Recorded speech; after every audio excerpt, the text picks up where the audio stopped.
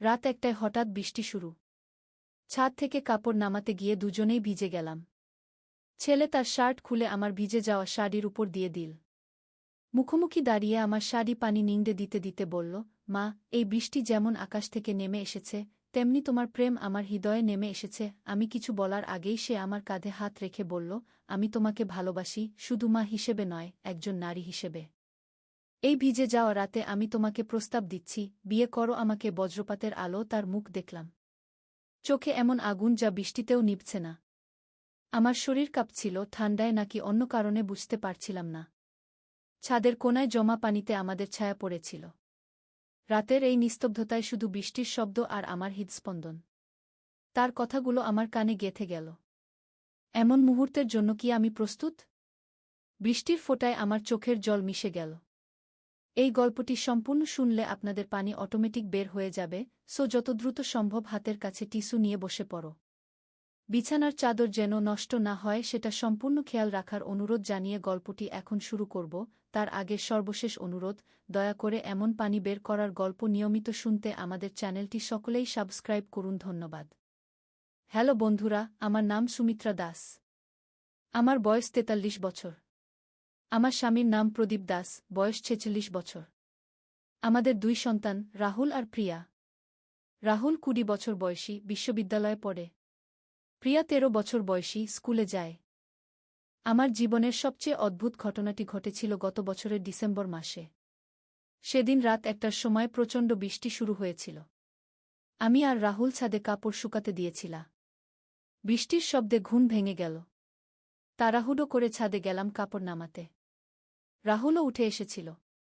বৃষ্টিতে আমরা দুজনেই ভিজে গেলাম। রাহুল তার শার্ট খুলে আমার কাঁধে দিয়ে বলল, মা, তুমি ঠান্ডা লেগে অসুস্থ হয়ে পড়বে। আমি শাড়ি থেকে পানি নিংড়াতে লাগলাম। হঠাৎ রাহুল আমার দিকে তাকিয়ে বলল, মা, আমি একটা কথা বলতে চাই। বজ্রপাতের আলো তার মুখ দেখতে পেলাম। কিন্তু সেই মুখে আমার ছেলের চেহারা ছিল না। একদম অপরিচিত কেউ যেন দাঁড়িয়ে আছে। আমি ভয় পেয়ে গেলাম। তুমি কে?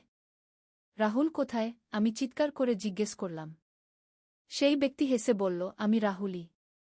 কিন্তু আমি এই পরিবারের সদস্য নই। আমি এসেছি অনেক দূর থেকে। কি? তার কথা শুনে আমার মাথা ঝিমঝিম করতে লাগল। আমার আসল নাম কবির। আমি একজন সময় ভ্রমণকারী। তোমাদের ছেলে রাহুল এখন নিরাপদে আছে। আমি তার শরীর ধার নিয়েছি শুধুমাত্র তোমাদের একটি বার্তা দেওয়ার জন্য। আমি তো পুরোপুরি হতভম্ব হয়ে গেলাম। এসব কি বলছে এই ছেলে? কি বার্তা? আমি কাঁপা গলায় জিজ্ঞেস করলাম। কবির বলল, তোমাদের পরিবারের সাথে একটি প্রাচীন রহস্যের সম্পর্ক আছে। তোমাদের পূর্বপুরুষরা ছিলেন এক গুপ্ত সংগঠনের সদস্য। সেই সংগঠন রক্ষা করত একটি বিশেষ শক্তির উৎস। যুগ যুগ ধরে সেই শক্তি লুকিয়ে রাখা হয়েছে। কিন্তু এখন সময় এসেছে সেটি ব্যবহার করার। আমি ভাবলাম, হয় এই ছেলে পাগল হয়ে গেছে, নয়তো আমি স্বপ্ন দেখছি। কিন্তু তার কথার মধ্যে এমন কিছু ছিল যা আমাকে বিশ্বাস করতে বাধ্য করল। কবির আবার বলল, তোমার দাদির লেখা একটি ডায়েরি আছে। সেটি খুঁজে বের করো। সেই ডায়েরিতে সব গোপন তথ্য লেখা আছে। আমাদের এই পরিবারের উপর একটি বিশেষ দায়িত্ব এসে পড়েছে। বৃষ্টি আরও জোরে হতে লাগল। আমি কবিরের কথা শুনতে শুনতে ভাবছিলাম, আমার দাদি মারা যাওয়ার সময় একটি পুরানো বাক্স রেখে গিয়েছিলেন। সেই বাক্সে কি ছিল আমি কখনো খুলে দেখিনি। তোমার দাদি মৃত্যুর আগে কি বলেছিলেন মনে আছে? কবির জিজ্ঞেস করল। আমার মনে পড়ে গেল, দাদি শেষ দিনে বলেছিলেন, সুমিত্রা, আমাদের পরিবারের একটি গুরুত্বপূর্ণ গোপনীয়তা আছে। সময় এলে তুমি সব জানতে পারবে। তখন আমি ভেবেছিলাম বৃদ্ধ বয়সের কথাবার্তা। কবির বলল, এখন সেই সময় এসেছে। তুমি যদি এই রহস্যের সমাধান না করো, তাহলে তোমার পুরো পরিবার বিপদে পড়বে। হঠাৎ একটা প্রচণ্ড বজ্রপাত হল। আলো চলে গেল। অন্ধকারে আমি শুনতে পেলাম কবিরের কণ্ঠস্বর, আমার সময় শেষ। রাহুল ফিরে আসছে। কিন্তু মনে রেখো, ৩ দিনের মধ্যে সেই ডায়েরি খুঁজে বের করতে হবে। নইলে এই রহস্য চিরকালের জন্য হারিয়ে যাবে। আবার বজ্রপাত। এবার আলো এলে দেখি রাহুল অজ্ঞান হয়ে পড়ে আছে। আমি তাড়াতাড়ি তাকে কোলে নিয়ে নিচে নামলাম। রাহুলের জ্ঞান ফিরলে সে বলল, মা, আমি কিভাবে ছাদে এলাম? আমার তো মনেই নেই। আমি তাকে কিছু বললাম না। পরের দিন সকালেই আমি দাদির পুরানো বাক্স খুঁজে বের করলাম। বাক্সের ভেতর একটি চামড়ার মলাটের ডায়েরি পেলাম। ডায়েরির প্রথম পাতায় লেখা চন্দ্রবংশের গোপন ইতিহাসকু পড়তে শুরু করলাম।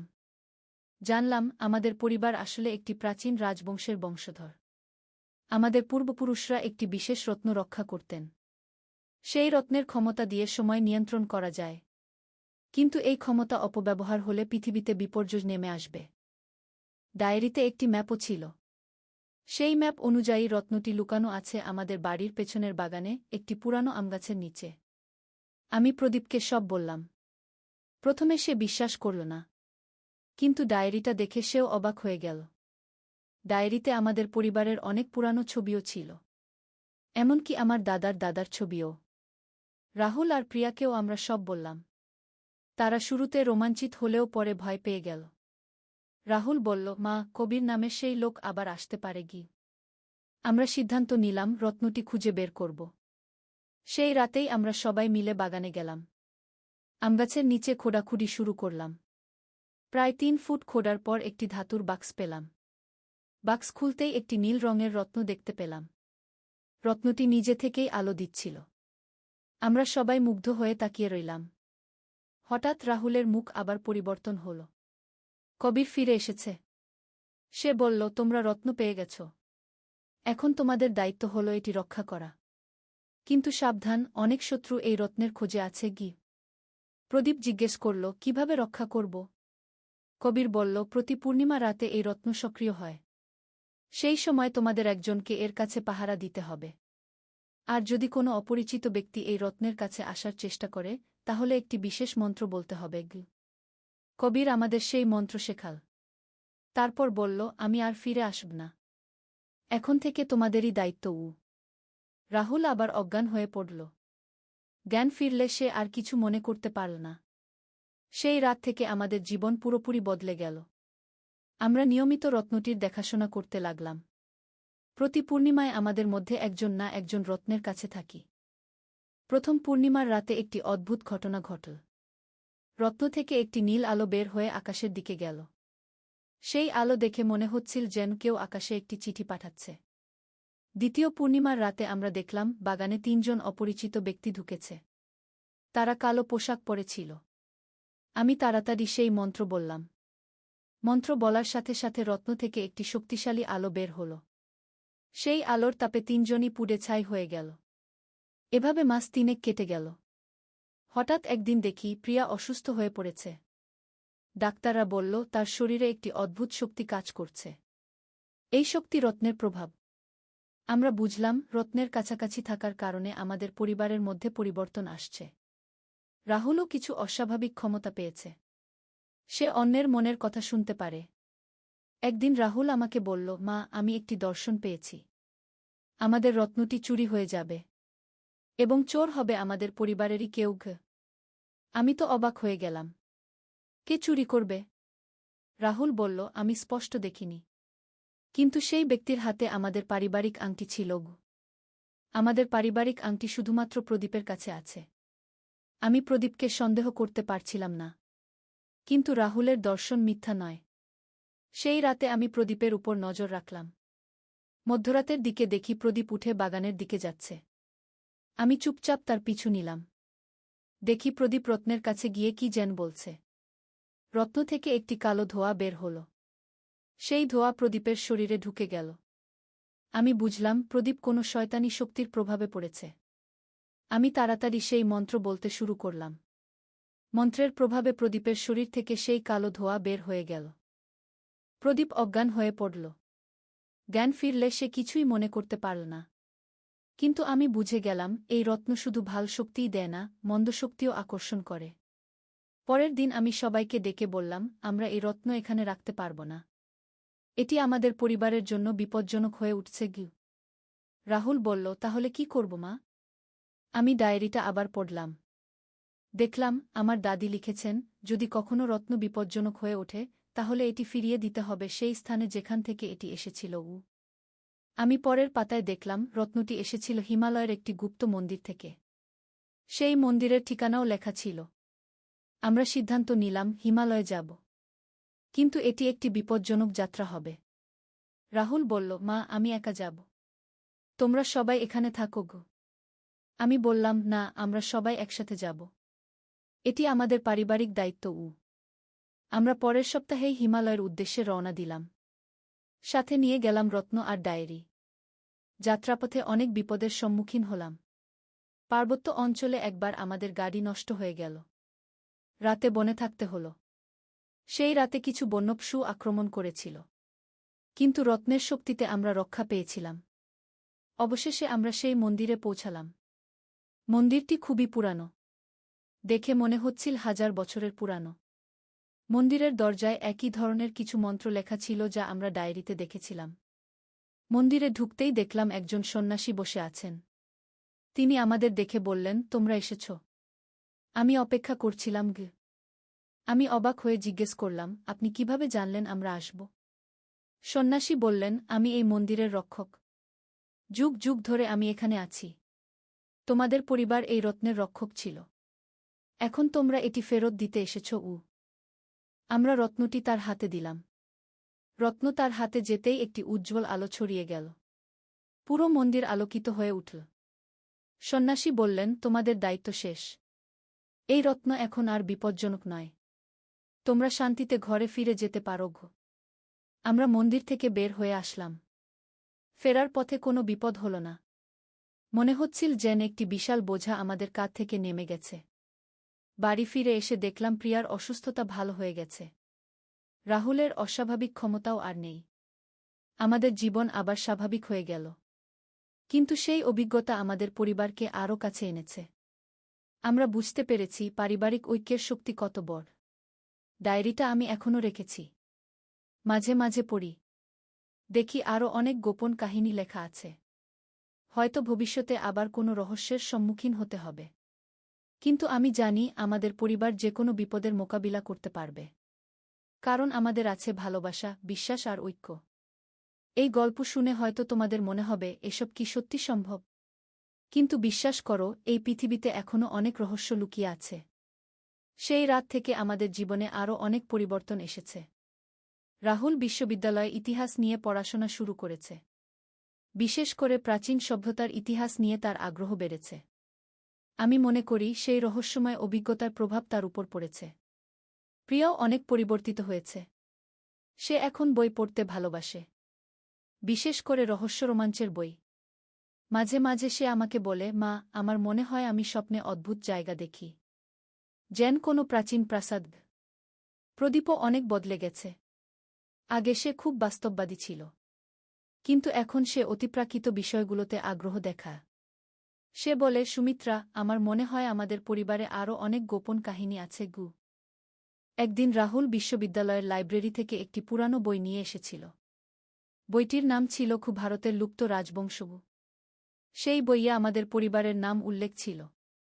বইতে লেখা ছিল চন্দ্রবংশ ছিল একটি রহস্যময় রাজপরিবার। তারা বিশেষ কিছু জাদুকরী ক্ষমতার অধিকারী ছিল। কিন্তু 18 শতকে এই বংশ হঠাৎ নিখোঁজ হয়ে যায়। ঐতিহাসিকরা মনে করেন তারা সাধারণ মানুষের ছদ্মবেশে লুকিয়ে গেছে। এই তথ্য পড়ে আমরা সবাই অবাক হয়ে গেলাম। আমার দাদি কখনো বলেননি যে আমরা কোনো রাজবংশের বংশধর। রাহুল আরও গবেষণা করল। সে জানতে পারল চন্দ্রবংশের রাজারা প্রতি পূর্ণিমায় একটি বিশেষ অনুষ্ঠানের আয়োজন করতেন। সেই অনুষ্ঠানে তারা তাদের জাদুকরী শক্তি প্রদর্শন করতেন। একদিন প্রিয়া আমার কাছে এসে বলল, মা, আমি একটি অদ্ভুত স্বপ্ন দেখেছি। স্বপ্নে দেখলাম আমি একটি সুন্দর প্রাসাদে আছি। সেখানে অনেক মানুষ আমাকে রাজকুমারী বলে ডাকছে। আমি প্রিয়ার কথা শুনে ভাবলাম হয়তো আমাদের রক্তে সত্যিই রাজকীয় উত্তরাধিকার আছে। সেই রাতে আমি ডায়েরিটা আবার খুলে পড়তে লাগলাম। এবার নতুন কিছু পাতা খুঁজে পেলাম যা আগে চোখে পড়েনি। সেখানে লেখা ছিল, আমাদের বংশে প্রতি 3 প্রজন্ম পর একটি বিশেষ ক্ষমতা জাগ্রত হয়। এই ক্ষমতার অধিকারী ব্যক্তি ভবিষ্যৎ দেখতে পারে। সে অতীত ও ভবিষ্যতের মধ্যে যোগাযোগ স্থাপন করতে পারে। আমি গণনা করে দেখলাম আমি হলাম 3য় প্রজন্ম। তার মানে আমার মধ্যেই এই ক্ষমতা জাগ্রত হওয়ার কথা। পরের দিন থেকেই অদ্ভুত কিছু ঘটতে শুরু করল। আমি মানুষের মনের কথা শুনতে পারছিলাম। দোকানে গিয়ে দেখি দোকানদার কি ভাবছে তা বুঝতে পারছি। একদিন রাস্তায় হাঁটার সময় দেখলাম একটি দুর্ঘটনা ঘটতে যাচ্ছে। আমি চিৎকার করে সবাইকে সাবধান করে দিলাম। সত্যিই সেই দুর্ঘটনা ঘটল, কিন্তু কেউ আহত হল না। আমার এই অস্বাভাবিক ক্ষমতার কথা পরিবারের সবাই জানল। রাহুল বলল, মা, তুমি একজন বিশেষ মানুষ হয়ে উঠেছ। কিন্তু এই ক্ষমতা নিয়ে আমি চিন্তায় পড়ে গেলাম। কারণ ডায়েরিতে আরও লেখা ছিল, এই ক্ষমতা অপব্যবহার করলে বিপদ হয়। এটি শুধু মানুষের উপকারের জন্য ব্যবহার করতে হয়। একদিন আমাদের পাড়ার মিসেস গুপ্তা এসে বললেন, সুমিত্রা, আমার মেয়ে কলকাতায় চাকরির জন্য গেছে। 3 দিন ধরে তার কোনো খবর নেই। তুমি কি বলতে পারবে সে কোথায়? আমি তার কথা শুনে চোখ বন্ধ করে মনোযোগ দিলাম। হঠাৎ দেখতে পেলাম তার মেয়ে একটি হাসপাতালে আছে। সে একটি ছোট দুর্ঘটনায় পড়েছে। আমি মিসেস গুপ্তাকে সেই হাসপাতালের নাম বললাম। পরের দিন তিনি খুশি হয়ে এসে বললেন, সত্যিই আমার মেয়ে সেই হাসপাতালে ছিল। একটি সাইকেল দুর্ঘটনায় পড়েছিল। এভাবে আমার ক্ষমতার কথা পুরো এলাকায় ছড়িয়ে গেল। মানুষ আমার কাছে তাদের সমস্যার সমাধান চাইতে আসতে লাগল। কিন্তু একদিন একটি সমস্যা হল। আমাদের পাড়ার রহিম সাহেব এসে বললেন, সুমিত্রা আপা, আমার ব্যবসায় অনেক লোকসান হচ্ছে। আপনি কি বলতে পারবেন কিভাবে লাভবান হওয়া যাবে? আমি তার মানসিকতা পড়তে পারলাম। সে আসলে অসৎ উপায়ে টাকা কামাতে চায়। আমি তাকে বললাম, রহিম সাহেব, সততার সাথে ব্যবসা করলে ধীরে ধীরে লাভ হবে। কিন্তু রহিম সাহেব সন্তুষ্ট হলেন না। তিনি বললেন, আপা, আপনি তো আমাকে কোনো গোপন তথ্য দিলেন না।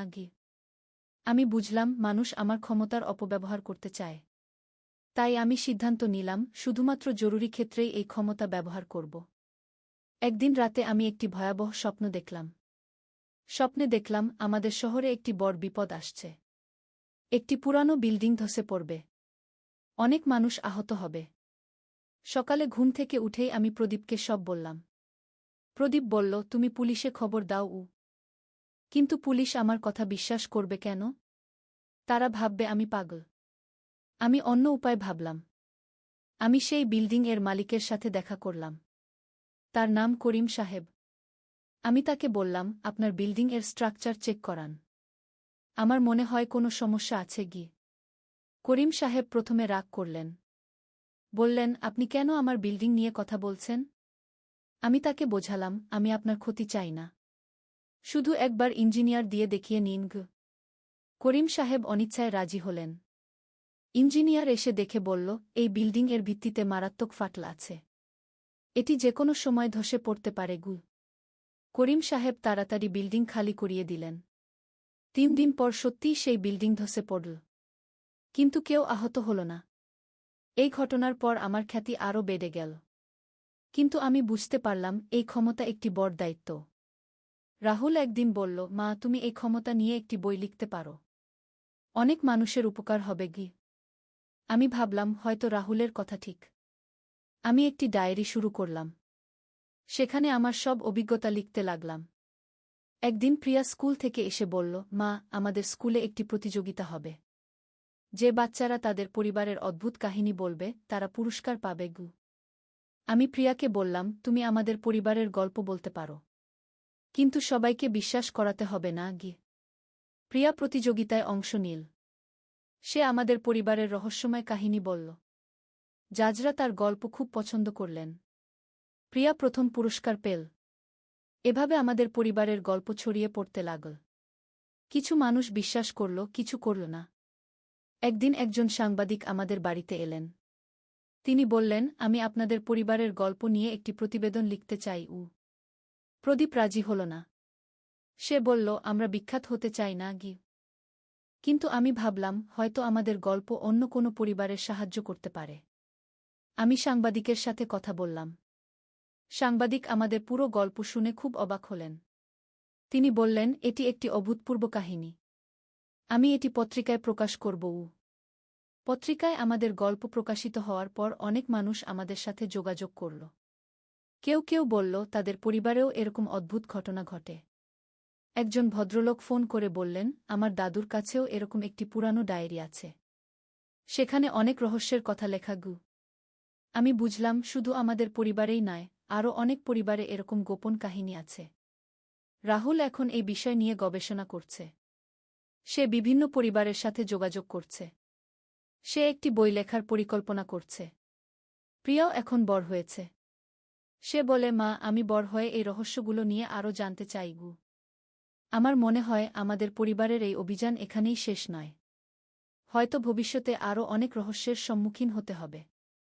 কিন্তু আমি জানি আমরা যে কোনো চ্যালেঞ্জ মোকাবিলা করতে পারব। কারণ আমাদের আছে পারস্পরিক বিশ্বাস আর ভালোবাসা। এই গল্পটি শুনে তোমরা হয়তো ভাববে, এসব কি সত্যি ঘটতে পারে? আমি বলবো, এই পৃথিবীতে অনেক কিছুই সম্ভব। আমাদের চারপাশে রয়েছে অসংখ্য রহস্য। তোমাদের পরিবারেও হয়তো এরকম কোনো গোপন কাহিনী লুকিয়ে আছে।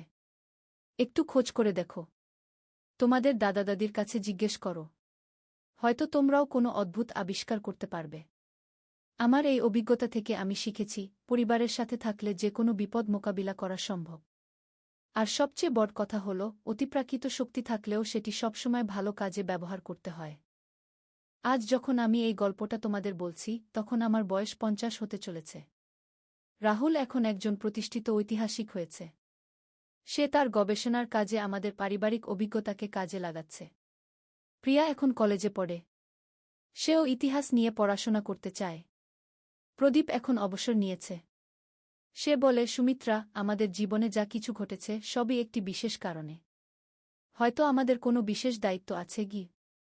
আমি মাঝে মাঝে ভাবি, সেই রাতের বৃষ্টি থেকে শুরু করে আজ পর্যন্ত যা কিছু ঘটেছে সবই যেন একটি বৃত্তের মতো। একটি ঘটনা আরেকটি ঘটনার সাথে যুক্ত। কিছুদিন আগে রাহুল তার গবেষণার কাজে একটি নতুন আবিষ্কার করেছে। সে জানতে পেরেছে চন্দ্রবংশের মতো আরও কয়েকটি রাজবংশ আছে যারা এখনও গোপনে বেঁচে আছে। তারা সবাই বিশেষ কিছু ক্ষমতার অধিকারী। রাহুল বলেছে, মা, হয়তো একদিন এই সব পরিবার একসাথে মিলিত হবে।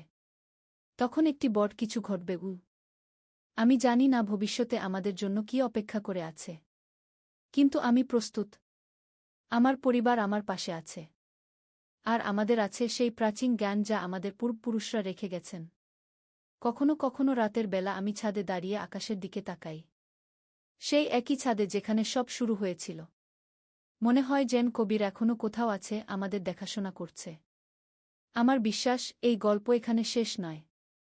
এটি একটি নতুন শুরু। আমার সন্তানরা, তাদের সন্তানরা, সবাই এই ঐতিহ্য বহন করবে। আর তোমরা যারা এই গল্প শুনলে, তোমাদের জীবনেও হয়তো কোনো রহস্যময় অধ্যায় অপেক্ষা করে আছে। সেই মুহূর্তের জন্য প্রস্তুত থেকো।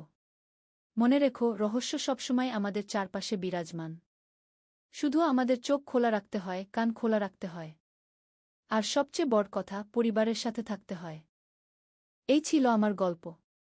আমার পরিবারের রহস্যময় অভিযানের কাহিনী। আশা করি তোমাদের ভালো লেগেছে। আর যদি কখনো তোমাদের জীবনে এরকম কিছু ঘটে, তাহলে ভয় পেজো না। মনে রেখো, প্রতিটি রহস্যের একটি সমাধান আছে। সত্যের আলো। একটি ইসলামিক গল্প। প্রথম অধ্যায়, অন্ধকারে আসার আলো। দিগন্তে সূর্যাস্তের লাল আভা ছড়িয়ে পড়েছে। বাগদাদের পুরাতন মহল্লার সরু গলিপথে হেঁটে যাচ্ছেন আব্দুল করিম। তার বয়স 50-এর কোঠায়, কিন্তু জীবনের দীর্ঘ সংগ্রাম তাকে বুড়িয়ে দিয়েছে। একসময় তিনি ছিলেন একজন সফল ব্যবসায়ী। তার দোকান ছিল, ঘরবাড়ি ছিল, সবকিছু ছিল। কিন্তু আজ তিনি নিঃস্ব। আল্লাহু আকবার, আল্লাহু আকবার গু। মসজিদ থেকে ভেসে এল মাগরিবের আজানের সুমধুর ধ্বনি। আব্দুল করিমের চোখে জল এসে গেল। কতদিন তিনি মনোযোগ দিয়ে নামাজ পড়েননি। সবসময় ব্যস্ত থাকতেন ব্যবসার কাজে। মসজিদের দিকে পা বাড়ালেন তিনি। ছোট্ট একটি মসজিদ, তবে খুবই সুন্দর। দেয়ালে কোরআনের আয়াত লেখা। এবং যারা আল্লাহর উপর ভরসা করে, তিনি তাদের জন্য যথেষ্ট। নামাজের পর মসজিদের ইমাম সাহেব হাফেজ আবু বকর আব্দুল করিমকে কাছে ডাকলেন। ভাই, আপনাকে চিনি। আপনি আব্দুল করিম, তাই না? শুনেছি আপনার অবস্থা খারাপ। আব্দুল করিম মাথা নিচু করে বললেন, হ্যাঁ ইমাম সাহেব। আল্লাহ আমাকে পরীক্ষা করছেন গি। এটাই তো আসল কথা। আল্লাহ যাকে ভালোবাসেন তাকে পরীক্ষা করেন। আপনি কি জানেন হরত আইজুব এর কাহিনী? আব্দুল করিম মাথা নেড়ে জানালেন যে তিনি জানেন।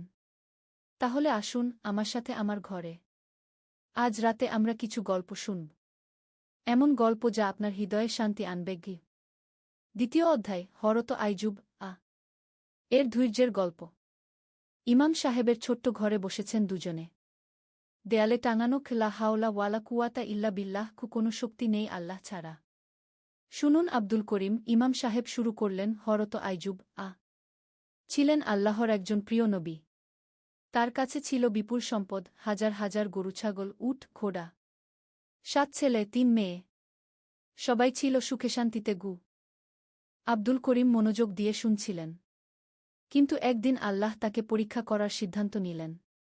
প্রথমে তার সন্তানরা মারা গেল। তারপর তার সব সম্পদ নষ্ট হয়ে গেল।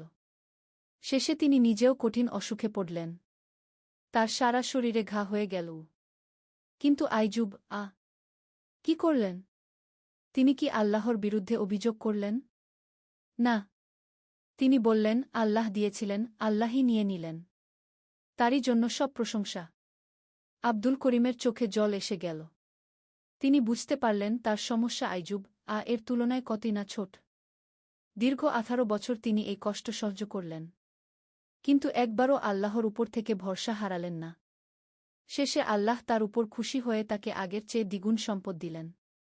নতুন সন্তান দিলেন। সুস্বাস্থ্য দিলেন। এটাই হল ধৈর্যের শক্তি। আব্দুল করিম। আল্লাহ বলেছেন, যারা ধৈর্যধারণ করে তাদের সাথে আল্লাহ আছেন। 3য় অধ্যায়, নতুন দিনের শুরু। পরের দিন ফজরের নামাজের পর আব্দুল করিম মসজিদেই বসে রইলেন। তার মন একটু শান্ত হয়েছে। গতকাল রাতে তিনি অনেক দিন বাদে ভালো ঘুম দিয়েছেন। ইমাম সাহেব তার কাছে এসে বসলেন। কেমন লাগছে আজ? অনেক ভালো, ইমাম সাহেব।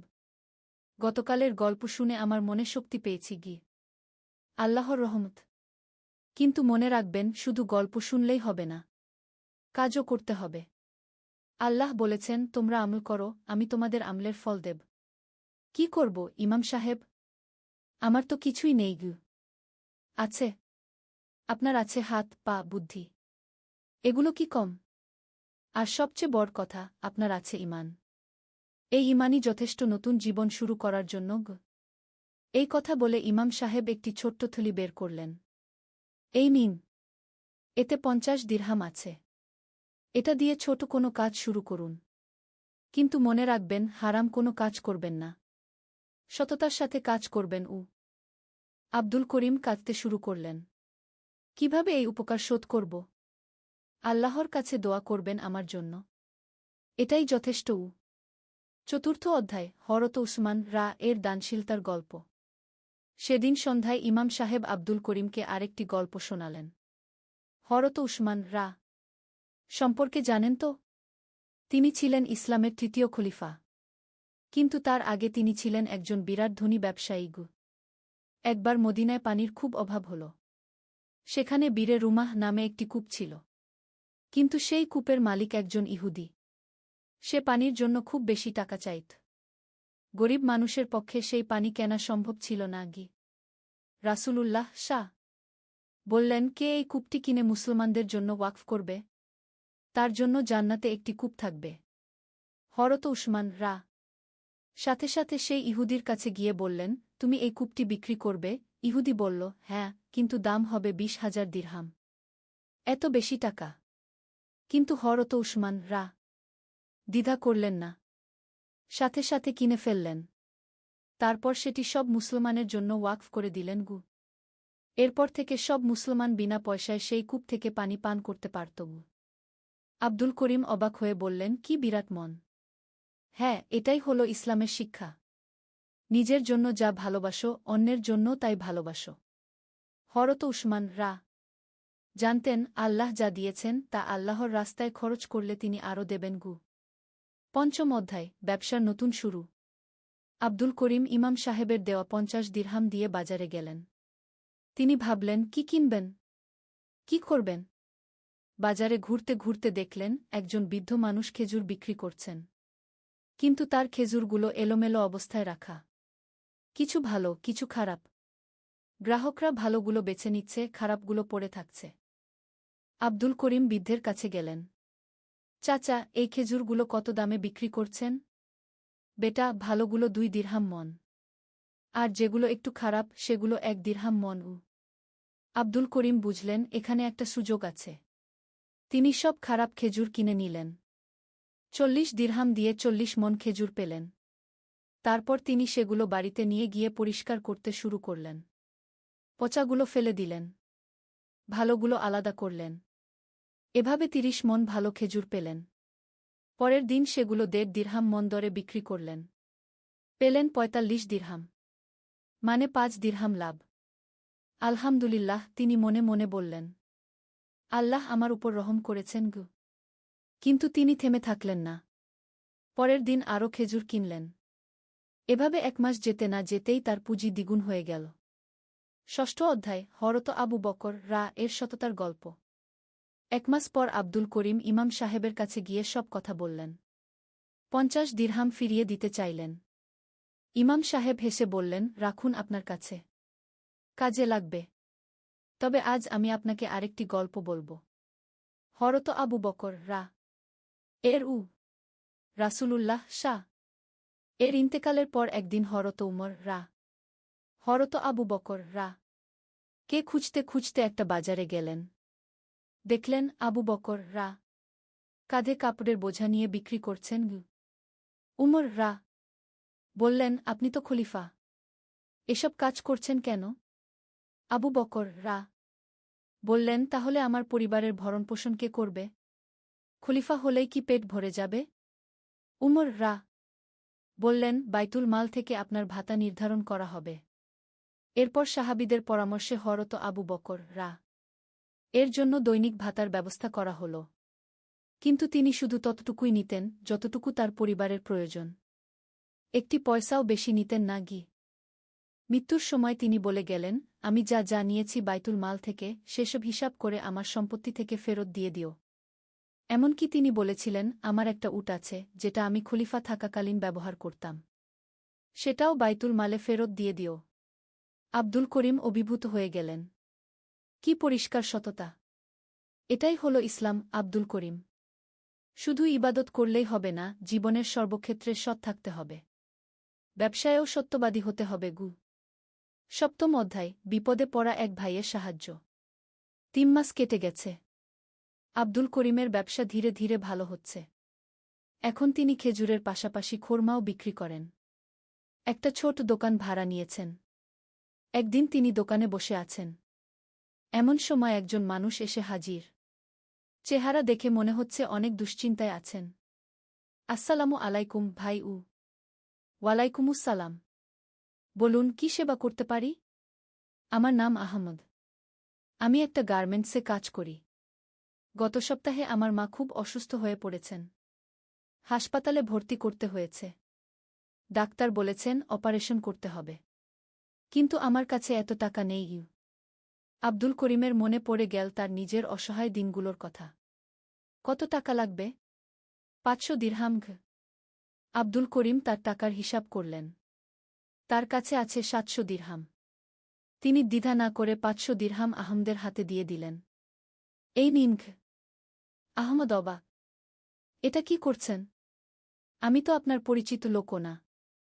আল্লাহর বান্দাদের সাহায্য করা আমাদের দায়িত্ব। আপনার মায়ের জন্য দোয়া করবেন। আহমদ কেঁদে ফেললেন। আল্লাহ আপনার মঙ্গল করুন। অষ্টম অধ্যায় হযরত আলী এর ইনসাফের গল্প। সেদিন রাতে ইমাম সাহেব আব্দুল করিমের কাছে শুনলেন আহমদের সাহায্যের কথা। সুবহানাল্লাহ! আল্লাহ আপনার হৃদয়ে রহমত ভরে দিয়েছেন। এই ঘটনা আমার মনে করিয়ে দিল হযরত আলী এর একটা ঘটনা। কি ঘটনা? হযরত আলী যখন খলিফা ছিলেন, একদিন তিনি আদালতে বিচার করছিলেন। সেখানে একটা মামলা এলো। একজন ইহুদি অভিযোগ করেছে যে খলিফা আলী তার বর্ম চুরি করেছেন। কি আশ্চর্য!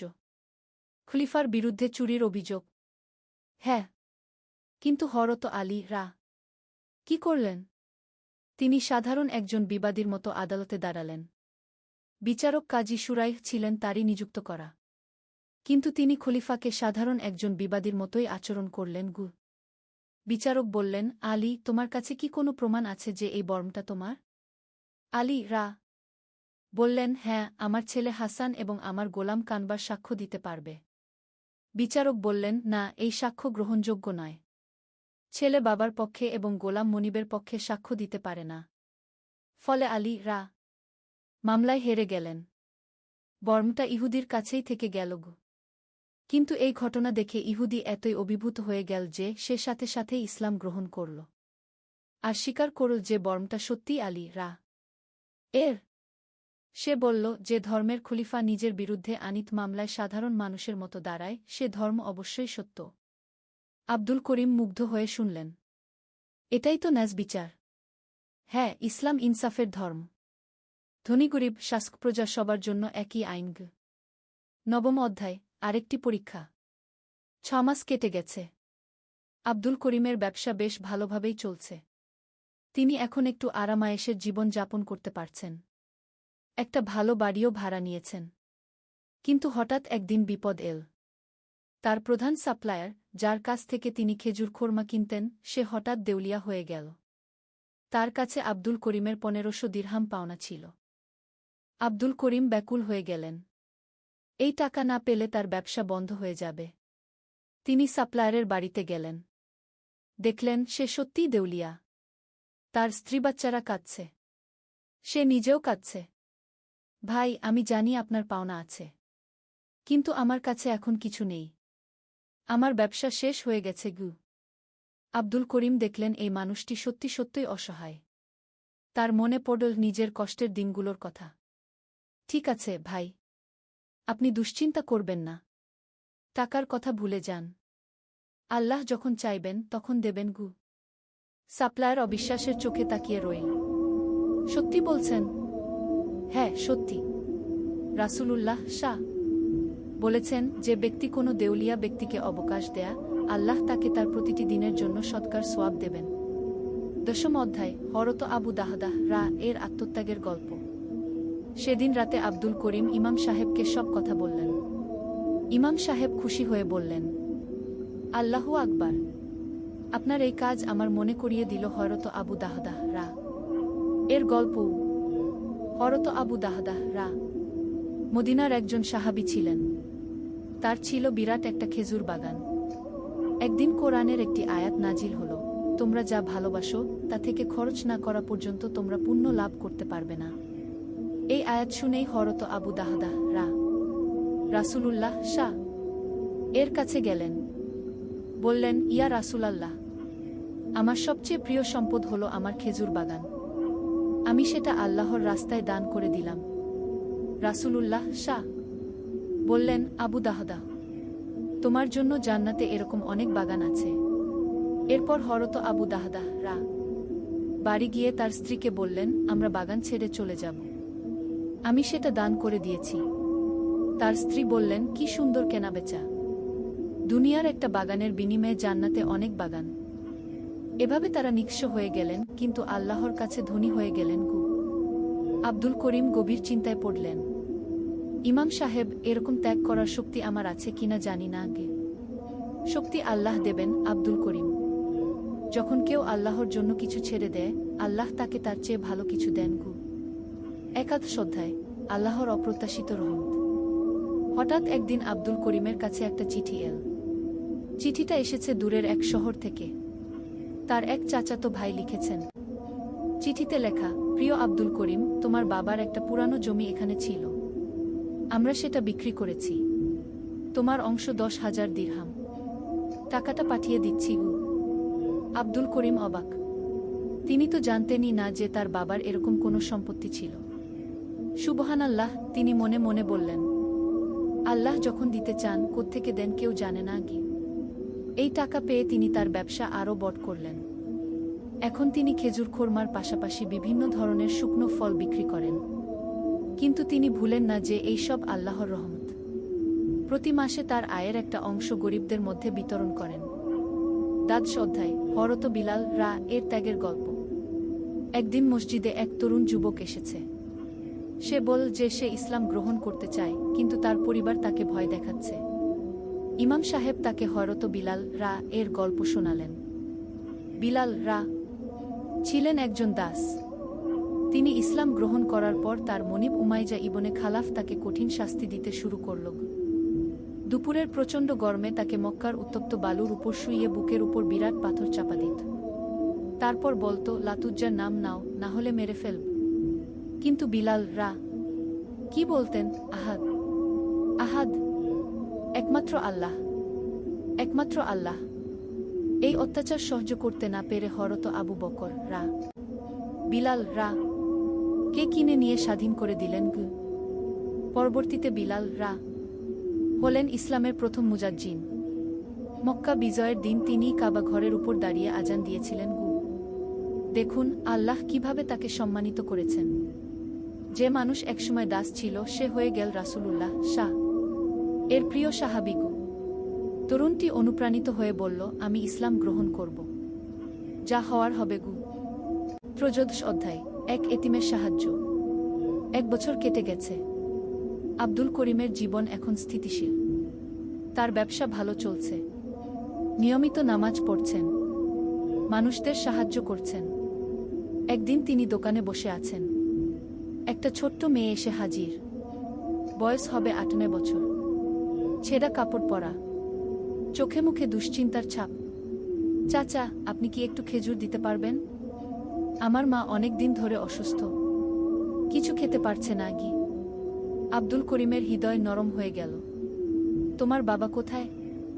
বাবা মারা গেছেন চাচা, এখন শুধু আমি আর মা। আব্দুল করিম একটা বড় ব্যাগ ভর্তি করে খেজুর খোরমা দিলেন। তারপর কিছু টাকাও দিলেন। তোমার মায়ের জন্য ওষুধ কিনবে, আর প্রতিদিন এসো, তোমার জন্য খাবার থাকবে। মেয়েটি কেঁদে ফেল। আল্লাহ আপনার মঙ্গল করুন চাচা। এরপর থেকে প্রতিদিন মেয়েটি আসত। আব্দুল করিম তাকে খাবার দিতেন। একদিন জানতে পারলেন যে মেয়েটির মা মারা গেছেন। আব্দুল করিম সিদ্ধান্ত নিলেন তিনি মেয়েটির দায়িত্ব নেবেন। তার স্ত্রী মারা যাওয়ার পর তিনি একাই থাকতেন। এখন মেয়েটি তার সাথে থাকবে। 14 অধ্যায়। হরত উমর রা এর ন্যাজবিচারের গল্প। মেয়েটির নাম ফাতেমা। সে এখন আব্দুল করিমের সাথে থাকে। আব্দুল করিম তাকে দেখেন নিজের মেয়ের মতো। একদিন ফাতেমা জিজ্ঞেস করল, আব্বু, আপনি কেন আমার দেখাশোনা করেন? আমি তো আপনার মেয়ে না। আব্দুল করিম তাকে কোলে নিয়ে বললেন, বেটি, ইসলামের সব মুসলমান ভাই বোন, এতিমদের দেখাশোনা করা আমাদের দায়িত্ব। তারপর তিনি তাকে হরত উমর রা এর একটি গল্প বললেন। একবার হরত উমর রা রাতে মদিনার রাস্তায় ঘুরতে বের হয়েছিলেন। হঠাৎ তিনি একটা ঘর থেকে শিশুদের কান্নার শব্দ শুনলেন। তিনি দরজায় টোকা দিলেন। একজন মহিলা দরজা খুলল। উমর রা জিজ্ঞেস করলেন, বাচ্চারা কাঁদছে কেন? মহিলা বলল, তারা ক্ষুধার্ত, কিন্তু আমার কাছে খাবার নেই। উমর রা সাথে সাথে বাইতুল মাল থেকে খাবার এনে দিলেন। শুধু তাই নয়, নিজ হাতে রান্না করে বাচ্চাদের খাওয়ালেন। তারপর তিনি বললেন, আমার দায়িত্ব ছিল তোমাদের দেখাশোনা করা। আমি অবহেলা করেছি, আল্লাহর কাছে মাফ চাইব। এই ছিল আমাদের খলিফার চরিত্র। তিনি নিজেকে প্রজাদের সেবক মনে করতেন। ফাতেমা বুঝতে পারল, তাহলে আপনিও তাই করছেন? হ্যাঁ বেটি, আল্লাহ আমাদের দিয়েছেন অন্যদের সেবা করার জন্য। 15 অধ্যায়। বিপদে মুসলিমদের একটা।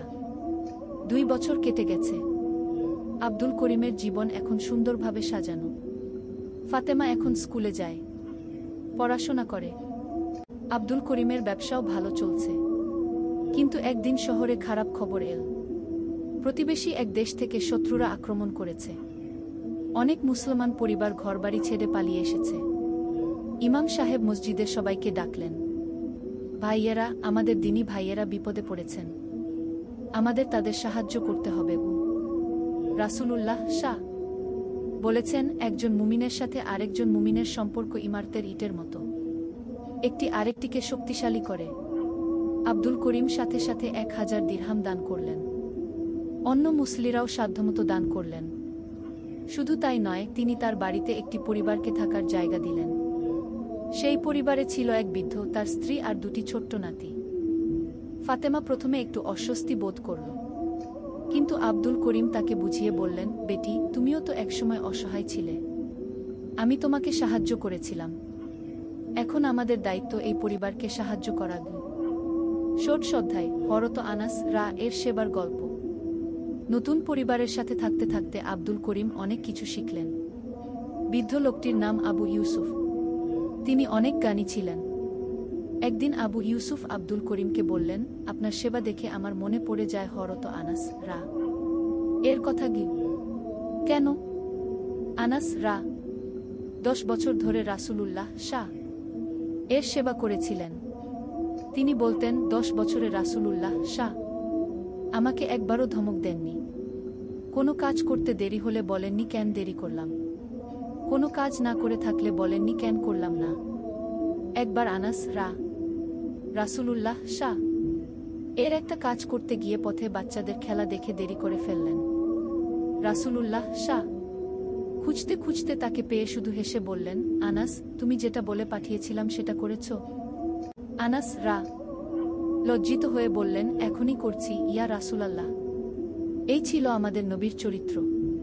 তিনি কখনো কঠোর ভাষা ব্যবহার করতেন না। আব্দুল করিম বুঝতে পারলেন, সেবা করার অর্থ শুধু টাকা পয়সা দেওয়া নয়, ভালো ব্যবহার করাও সেবার অংশ। সপ্তদশ অধ্যায়, তাওবার শক্তি। 3 বছর কেটে গেছে। আব্দুল করিমের জীবনে অনেক পরিবর্তন এসেছে। তিনি এখন একজন সফল ব্যবসায়ী, কিন্তু তার চেয়ে বড় কথা, তিনি একজন ভালো মুসলমান হয়েছেন। একদিন তিনি নিজের অতীতের কথা ভাবছিলেন।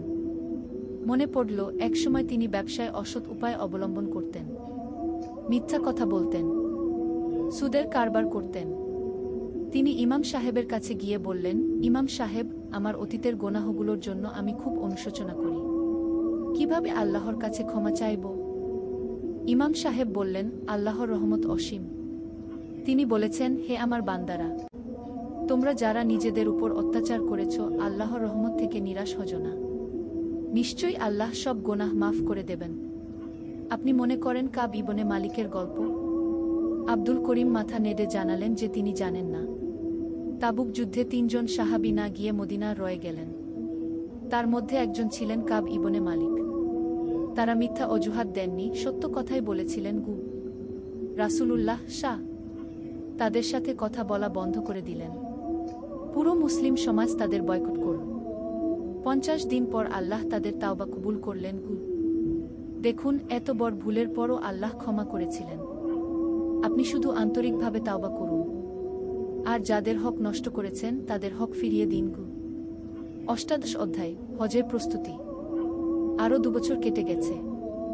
আব্দুল করিম এখন একজন প্রতিষ্ঠিত ব্যবসায়ী। তার কয়েকটি দোকান আছে। ফাতেমা এখন বড় হয়েছে, ভালো লেখাপড়া শিখেছে। আব্দুল করিম ভাবলেন, এবার হজ করার সময় হয়েছে। তিনি সামর্থ্যবান, সুস্বাস্থ্যের অধিকারী। আল্লাহ তাকে হজ করার তৌফিক দিয়েছেন। তিনি ইমাম সাহেবের সাথে পরামর্শ করলেন। ইমাম সাহেব খুশি হলেন। আলহামদুলিল্লাহ, আল্লাহ আপনাকে হজের তৌফিক দিয়েছেন। হজ হল ইসলামের 5টি স্তম্ভের একটি। হজ সম্পর্কে আপনাকে একটি হাদিস বলি। রাসূলুল্লাহ বলেছেন, যে ব্যক্তি আল্লাহর উদ্দেশ্যে হজ করল এবং অশ্লীল কথাবার্তা ও পাপাচার থেকে বিরত রইল, সে এমনভাবে ফিরে আসবে যেমন তার মা তাকে জন্ম দিয়েছিল, অর্থাৎ নিষ্পাপ হয়ে ফিরবে। আব্দুল করিম হজের প্রস্তুতি শুরু করলেন। প্রথমে তিনি সবার কাছে ক্ষমা চাইলেন। যাদের সাথে তার কোনো বিরোধ ছিল তাদের সাথে মিটমাট করলেন। তারপর তিনি তার ব্যবসার ভার এক বিশ্বস্ত লোকের উপর ছেড়ে দিলেন। ফাতেমাকে একটি ভালো পরিবারের কাছে রেখে গেলেন। 49 অধ্যায়, মক্কায় পৌঁছানো। দীর্ঘ সফরের পর আব্দুল করিম পৌঁছলেন মক্কায়। কাবা ঘর দেখে তার চোখে জল এসে গেল। লাব্বাইকা আল্লাহুম্মা লাব্বাইক, লাব্বাইকা লা শারিকা লাকা লাব্বাইক। হাজির, হে আল্লাহ, আমি হাজির। হাজির, আপনার কোনো শরিক নেই, আমি হাজির। এই তালবিয়া পড়তে পড়তে তিনি কাবা ঘরের দিকে এগিয়ে গেলেন। হাজার হাজার মুসলমান এসেছেন বিশ্বের বিভিন্ন প্রান্ত থেকে। আরব, অনারব, কালো, সাদা, ধনী, গরিব, সবাই একই পোশাক পরে আছেন। 2টি সাদা কাপড়। এখানে কোনো ভেদাভেদ নেই। আব্দুল করিমের মনে পড়ল হযরত ইব্রাহিম এর কথা। তিনিই তো এই ঘর নির্মাণ করেছিলেন। তার ছেলে ইসমাইল সাহায্য করেছিলেন। তাওয়াফ শুরু কর। একদিন আলী সাহেব সোহেলের অফিসে এলেন। সোহেল তাকে দেখে অবাক হয়ে গেল। স্যার, আপনি এখানে? হ্যাঁ সোহেল, তোমার অফিস একবার দেখতে চাইলাম। খুব সুন্দর হয়েছে। আলী সাহেব পুরো অফিস ঘুরে দেখলেন, কর্মচারীদের সাথে কথা বললেন। তারপর সোহেলের রুমে এসে বসলেন। সোহেল, তুমি অনেক দূর এসেছ। মনে আছে 7 বছর আগে তুমি যখন আমার অফিসে প্রথম এসেছিলে? চা বানানোর কাজ করতে?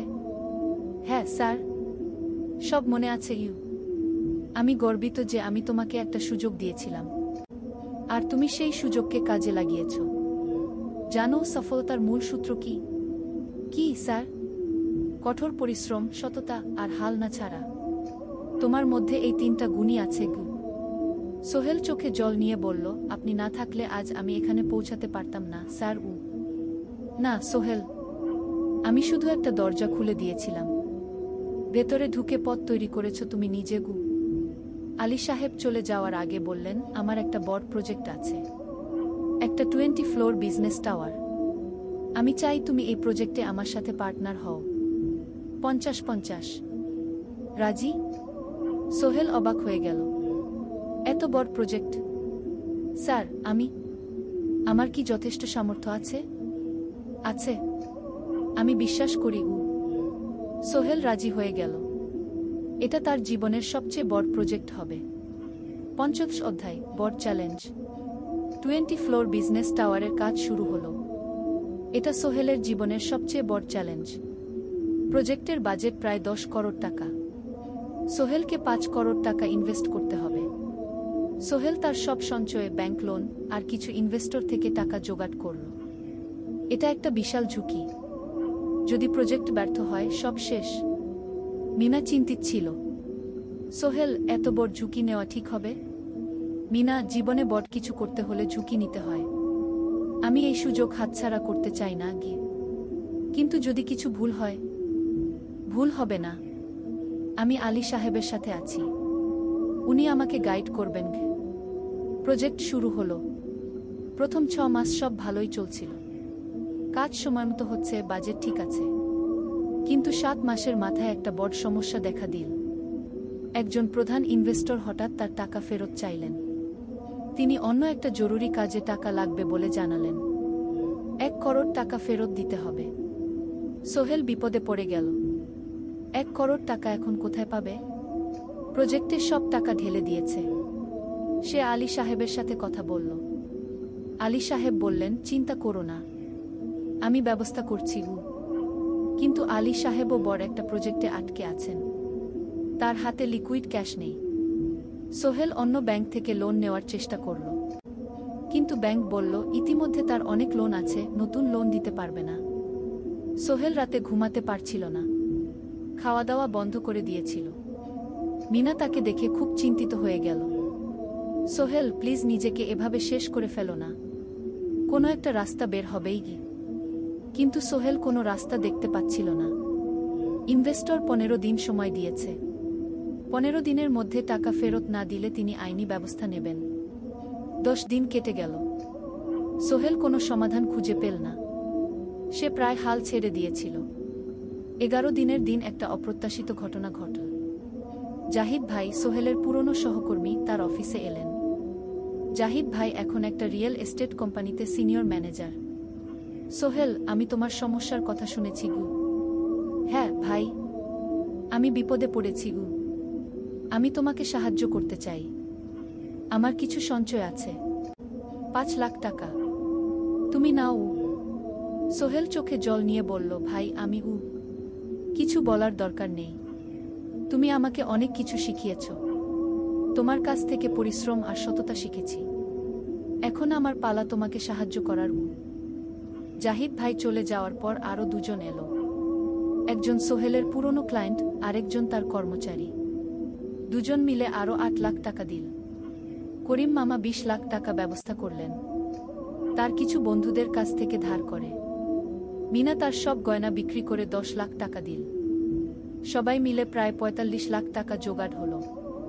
বাকি 65 লাখ টাকা সোহেল তার অফিসের সব অ্যাসেট বিক্রি করে আর একটা প্রাইভেট ফিন্যান্স কোম্পানি থেকে উচ্চ সুদে লোন নিয়ে ব্যবস্থা করল। ঠিক 14 দিনের দিন সোহেল ইনভেস্টরকে 1 করোড় টাকা ফেরত দিল। ইনভেস্টর টাকা নিয়ে চলে গেলেন। সোহেল তার অফিসে ফিরে এসে চেয়ারে বসে কাঁদল। এত চাপ, এত টেনশন, সব যেন একসাথে বের হয়ে এলো। মিনা এসে তাকে জড়িয়ে ধরল। আমরা পেরেছি সোহেল, আমরা পেরেছি গু। 16 অধ্যায়, পুনরুদ্ধার। এই ঘটনার পর সোহেল আরও সাবধান হয়ে গেল। সে বুঝল ব্যবসায় শুধু সাহস নয়, বুদ্ধিও লাগে। ঝুঁকি নিতে হয় কিন্তু হিসাব করে। প্রজেক্ট চলতে থাকল। এবার সোহেল আরও সতর্কতার সাথে সবকিছু পরিচালনা করল। প্রতিটা খরচ হিসাব করল, প্রতিটা সিদ্ধান্ত ভেবেচিন্তে নিল। আরও 1 বছর পর 20 ফ্লোর বিজনেস টাওয়ার সম্পন্ন হল। চমৎকার বিল্ডিং, শহরের অন্যতম সুন্দর ভবন। বিল্ডিংয়ের উদ্বোধন অনুষ্ঠানে শহরের মেয়র এলেন। অনেক ব্যবসায়ী, সাংবাদিক এলো। সোহেলের নাম পত্রিকা ছাপা হল। স্বপ্নের শহরে এক তরুণ উদ্যোক্তার সফলতার গল্প। প্রজেক্ট থেকে সোহেলের লাভ হল প্রায় 2 করোড় টাকা।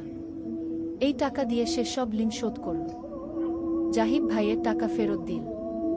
করিম মামার ঋণ শোধ করল। যারা সাহায্য করেছিল সবাইকে টাকা ফেরত দিল। মিনার জন্য নতুন গয়না কিনল, আরও সুন্দর। তার মাকে গ্রামে একটা নতুন পাকা বাড়ি বানিয়ে দিল। মা কাঁদতে কাঁদতে বললেন, তোর বাবা বেঁচে থাকলে কত খুশি হতো। তুই আমার সব স্বপ্ন পূরণ করেছিস কি? সোহেল নিজেদের জন্য একটা ফ্ল্যাট কিনল। 4 রুমের ফ্ল্যাট, সমুদ্রের কাছে। এখন আর ভাড়া বাড়িতে থাকতে হয় না। 7ম অধ্যায়, প্রতিদান। সোহেল এখন একজন প্রতিষ্ঠিত উদ্যোক্তা। কিন্তু সে তার শেখ ভোলেনি। যে গ্রাম থেকে সে এসেছে, যারা তাকে সাহায্য করেছে, কাউকেই ভোলেনি। সে তার গ্রামে একটা স্কুল বানিয়ে দিল। সোহেল ফাউন্ডেশন স্কুল কো গরিব ছেলেমেয়েরা ফ্রিতে পড়তে পারবে। ভালো শিক্ষক নিয়োগ দিল। ভালো পড়াশোনার ব্যবস্থা করল।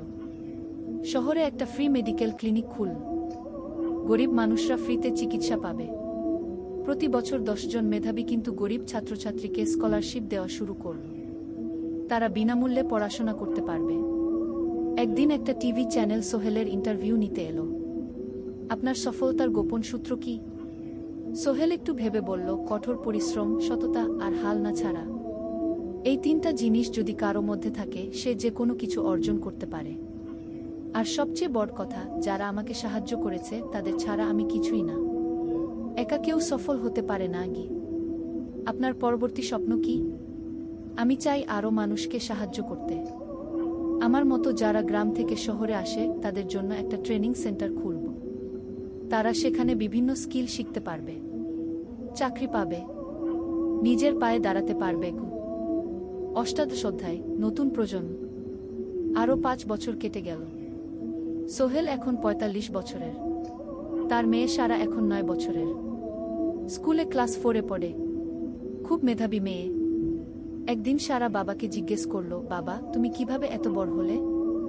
আমার বন্ধুরা বলে তুমি একজন সফল মানুষ গো। সোহেল তাকে কোলে নিয়ে বসল। বাবা, তুমি জানো, তোমার দাদু ছিলেন একজন স্কুল শিক্ষক। খুব সৎ মানুষ। কিন্তু আমরা গরিব ছিলাম। আমি রিক্সা চালাতাম গো। রিক্সা? সত্যি? হ্যাঁ। তারপর আমি এই শহরে এলাম। অনেক কষ্ট করেছি, কিন্তু হাল ছাড়িনি।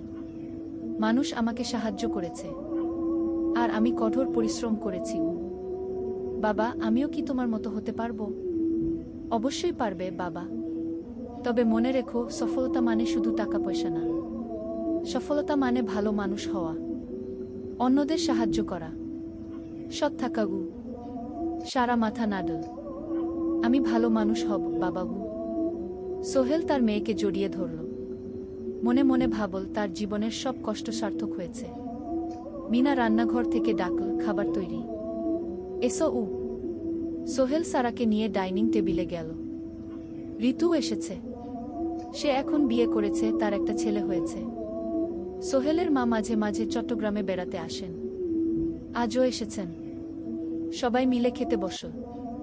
হাসি গল্পে ভরা পরিবার। সোহেল তাকাল তার মায়ের দিকে, মিনার দিকে, সারার দিকে, ঋতুর দিকে।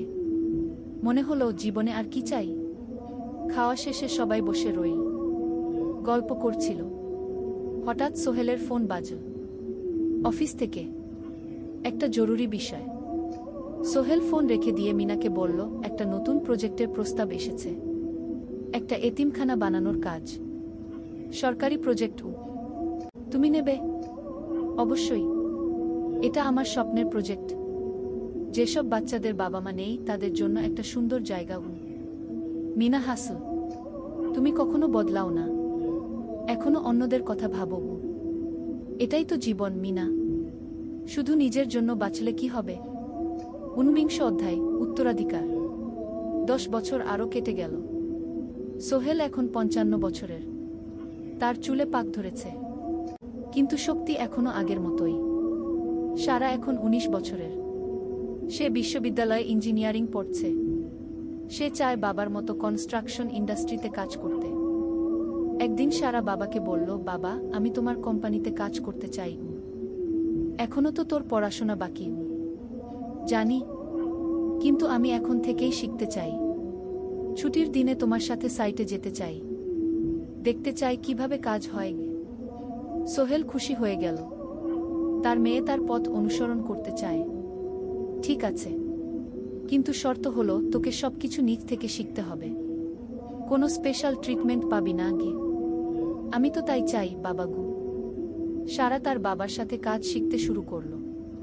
সে দেখল কিভাবে শ্রমিকরা কাজ করে, কিভাবে ম্যাটেরিয়াল বাছাই করতে হয়, কিভাবে একটা প্রজেক্ট ম্যানেজ করতে হয়। সোহেল তাকে কোনো সহজ পথ দিল না। সারাকেও সবার মতো কষ্ট করতে হলো। সাইটে রোদে দাঁড়িয়ে থাকতে হলো, শ্রমিকদের সাথে কথা বলতে হলো, কিন্তু সারা হাল ছাড়ল না। সে তার বাবার মেয়ে, পরিশ্রম করতে জানে। 3 বছর পর সারা গ্রাজুয়েট হলো। সে সোহেলের কোম্পানিতে জুনিয়র প্রজেক্ট ম্যানেজার হিসেবে যোগ দিল। সোহেল ধীরে ধীরে সারাকে বড় দায়িত্ব দিতে শুরু করল। সারা তার বাবার মতোই সৎ, পরিশ্রমী। 20 অধ্যায়, সমাপ্তি নয়, নতুন শুরু। আরও 5 বছর পর সোহেল এখন 60 বছরের। সে সিদ্ধান্ত নিল, এবার অবসর নেওয়ার সময় এসেছে। কোম্পানির দায়িত্ব সারাকে দেবে। একটা অনুষ্ঠান করা হলো। সোহেল আনুষ্ঠানিকভাবে কোম্পানির চেয়ারম্যান পদ থেকে অবসর নিল। সারা হলো নতুন ম্যানেজিং ডিরেক্টর। সোহেল তার বক্তব্যে বলল, আমি যখন এই শহরে এসেছিলাম, আমার পকেটে ছিল মাত্র 5,000 টাকা, একটা ছোট্ট ব্যাগ, আর অনেক স্বপ্ন। আজ 40 বছর পর আমি পেছনে ফিরে তাকাই, দেখি একটা দীর্ঘ পথ। সেই পথে অনেক কষ্ট ছিল, অনেক বাধা ছিল, কিন্তু ছিল অনেক ভালোবাসাও, অনেক মানুষের সাহায্যও। আমি বিশ্বাস করি, সফলতা একা আসে না। এটা আসে অনেক মানুষের সমর্থন, ভালোবাসা আর বিশ্বাস নিয়ে। আমি যা কিছু অর্জন করেছি তা আমার একার না। এটা আমার পরিবারের, আমার কর্মচারীদের, আমার বন্ধুদের, সবার। আজ আমি আমার মেয়ে সারার হাতে এই দায়িত্ব তুলে দিচ্ছি। আমি জানি সে আমার চেয়ে ভালো করবে, কারণ সে শিখেছে আমার ভুল থেকে, আমার অভিজ্ঞতা থেকে। কি অনুষ্ঠান শেষ হলো, সবাই চলে গেল। সোহেল আর মিনা অফিসে একা দাঁড়িয়ে রইল। মিনা, মনে আছে আমরা প্রথম কখন দেখা হয়েছিলাম? হ্যাঁ, তোমার সেই ছোট্ট মুদি দোকানে। তুমি বিস্কুট কিনতে এসেছিলে। কে ভেবেছিল সেই দিন থেকে আমাদের এই পর্যস্বপ্নের শহর। প্রথম অধ্যায়, যাত্রা শুরু। সকাল 7টা বেজে গেছে। ঢাকার কমলাপুর রেল স্টেশনে মানুষের ভিড়। চারদিকে চা বিস্কুট বিক্রেতাদের চিৎকার, ট্রেনের হর্ন আর যাত্রীদের কোলাহল। এই বিশাল ভিড়ের মধ্যে একটা ছোট্ট ব্যাগ হাতে দাঁড়িয়ে আছে সোহেল। বয়স মাত্র 22। গায়ের রং শ্যামলা, চোখে স্বপ্নের ঝিলিক। ভাইজা, চট্টগ্রামের টিকিট আছে? সোহেল টিকিট কাউন্টারের সামনে দাঁড়িয়ে জিজ্ঞেস করল। আছে। 300 টাকা। কাউন্টারের লোকটা উত্তর দিল। সোহেল তার পকেট থেকে টাকা বের করল। মোট 5,000 টাকা। এই টাকা সে জমিয়েছে গত 3 বছরে রিক্সা চালিয়ে। তার স্বপ্ন ছিল চট্টগ্রাম গিয়ে একটা ভালো চাকরি পাওয়া। গ্রামে আর থাকতে চায় না সে। বাবা মারা গেছেন 10 বছর আগে। মা আর ছোট বোন ঋতুকে নিয়ে সংসার চালাচ্ছিল রিক্সা চালিয়ে। কিন্তু এভাবে তো আর সারা জীবন চলবে না। টিকিট কেটে সোহেল প্ল্যাটফর্মে এলো। ট্রেন ছাড়বে আর মাত্র 15 মিনিট পরে। সে একটা বেঞ্চে বসে পড়ল, ব্যাগটা বুকের কাছে চেপে ধরল। এই ব্যাগে আছে তার সব সম্পদ, কিছু কাপড়, একটা ছোট্ট ফটো ফ্রেমে বাবা মায়ের ছবি, আর কিছু টাকা। কোথায় যাচ্ছেন? পাশে বসা একজন বয়স্ক মানুষ জিজ্ঞেস করলেন। চট্টগ্রাম কাকা। চাকরি খুঁজতে যাচ্ছি। কি? সোহেল বিনয়ের সাথে উত্তর দিল। ভালো, তবে শহরে সাবধানে থাকবেন। শহর মানে অনেক সুযোগ, কিন্তু অনেক ফাঁদও আছে। বয়স্ক লোকটা বললেন। সোহেল মাথা নাড়ল। সে জানে শহরের জীবন সহজ না, কিন্তু তার কোনো বিকল্প নেই। গ্রামে রিক্সা চালিয়ে মাসে 3,500 টাকা আয় হতো। তার মধ্যে সংসার চালাতে হতো, বোনের স্কুলের খরচ দিতে হতো, মায়ের ওষুধের খরচ দিতে হতো। কিছুই বাঁচত না। আর এই জীবন থেকে বেরোনোর একটাই পথ, শহরে গিয়ে ভালো কাজ খুঁজে নেওয়া। সোহেল মনে মনে ভাবল তার বাবার কথা। বাবা ছিলেন একজন স্কুল শিক্ষক। খুব সৎ মানুষ ছিলেন। সবসময় বলতেন, সোহেল, তুই লেখাপড়া শিখে বড় মানুষ হবি। আমাদের পরিবারে আর কেউ বড় চাকরি করেনি, তুই করবি। কিন্তু বাবা যখন মারা গেলেন তখন সোহেল মাত্র এসএসসি পরীক্ষা দিয়েছে। ফলাফল ভালো হয়েছিল, জিপিএ অর্ধচতুর। কিন্তু বাবার মৃত্যুর পর আর পড়া হলো না। পরিবারের দায়িত্ব নিতে হলো। ট্রেন ছাড়ল। সোহেল জানালার পাশে বসে বাইরে তাকাল। ধানক্ষেত, নদী, ছোট ছোট গ্রাম, সব পেছনে ফেলে ট্রেন এগিয়ে চল। সোহেলের মনে হলো সে যেন তার পুরনো জীবনটাকেও পেছনে ফেলে আসছে। ট্রেনে একজন হকার এসে চা বিক্রি করছিল। সোহেল একটা চা কিনল, 10 টাকা। চা খেতে খেতে সে ভাবছিল, চট্টগ্রাম পৌঁছে কি হবে। করিম মামা তাকে সাহায্য করবেন তো? চাকরি পাওয়া যাবে তো? করিম মামা আসলে সোহেলের খুব দূর সম্পর্কের মামা। সোহেলের দাদির বোনের ছেলে। অনেক বছর আগে গ্রাম ছেড়ে চট্টগ্রামে চলে গিয়েছিলেন। সেখানে একটা কনস্ট্রাকশন কোম্পানিতে কাজ করেন। বছরে একবার দুবার গ্রামে আসতেন। গত বছর যখন এসেছিলেন তখন সোহেলের মাকে বলেছিলেন, সোহেলকে চট্টগ্রাম পাঠান, আমি একটা কাজের ব্যবস্থা করে দেব। সেই কথাতেই ভরসা করে সোহেল আজ এই যাত্রা। দ্বিতীয় অধ্যায়, নতুন শহর। চট্টগ্রাম পৌঁছাতে প্রায় 6 ঘন্টা লেগে গেল। দুপুর 1টা বাজে। সোহেল স্টেশন থেকে বের হয়ে শহরের রাস্তায় দাঁড়াল। কি বিশাল শহর! এত গাড়ি, এত মানুষ। চারদিকে উঁচু উঁচু বিল্ডিং, দোকানপাট, মানুষের ভিড়। সোহেল কিছুক্ষণ দাঁড়িয়ে থাকল, সব কিছু দেখতে দেখতে। তার মনে হচ্ছিল সে যেন অন্য কোনো পৃথিবীতে এসে পড়েছে। তার পকেটে একটা ছোট্ট কাগজ আছে। সেখানে লেখা একটা ঠিকানা, করিম মিয়া, বাড়ি নং 23, রোড নং 5, আগ্রাবাদ, চট্টগ্রামকে। সোহেল একটা রিকশা ডাকল। কত নেবেন আগ্রাবাদ যেতে? 50 টাকা গু। সোহেল রিকশায় উঠল। রাস্তার দুধারে দোকান, মার্কেট, অফিস, সব কিছু দেখতে দেখতে সে অবাক হয়ে গেল। এত বড় শহর, এত কিছু! গ্রামের সেই ছোট্ট বাজারের সাথে কোনো তুলনাই হয় না। প্রায় আধা ঘন্টা পর রিকশা একটা পুরনো বাড়ির সামনে থামল। 3 তলা বাড়ি, কিন্তু রং উঠে গেছে। সিঁড়ি দিয়ে উঠে 3য় তলায় করিম মামার ফ্ল্যাটে নক করল। দরজা খুলল এক মধ্যবয়সী মহিলা। কে? আসসালামু আলাইকুম আপা, আমি সোহেল, নোয়াখালীর গ্রাম থেকে এসেছি। করিম মামা বাড়িতে আছেন? মহিলা তাকে মাথা থেকে পা পর্যন্ত দেখল।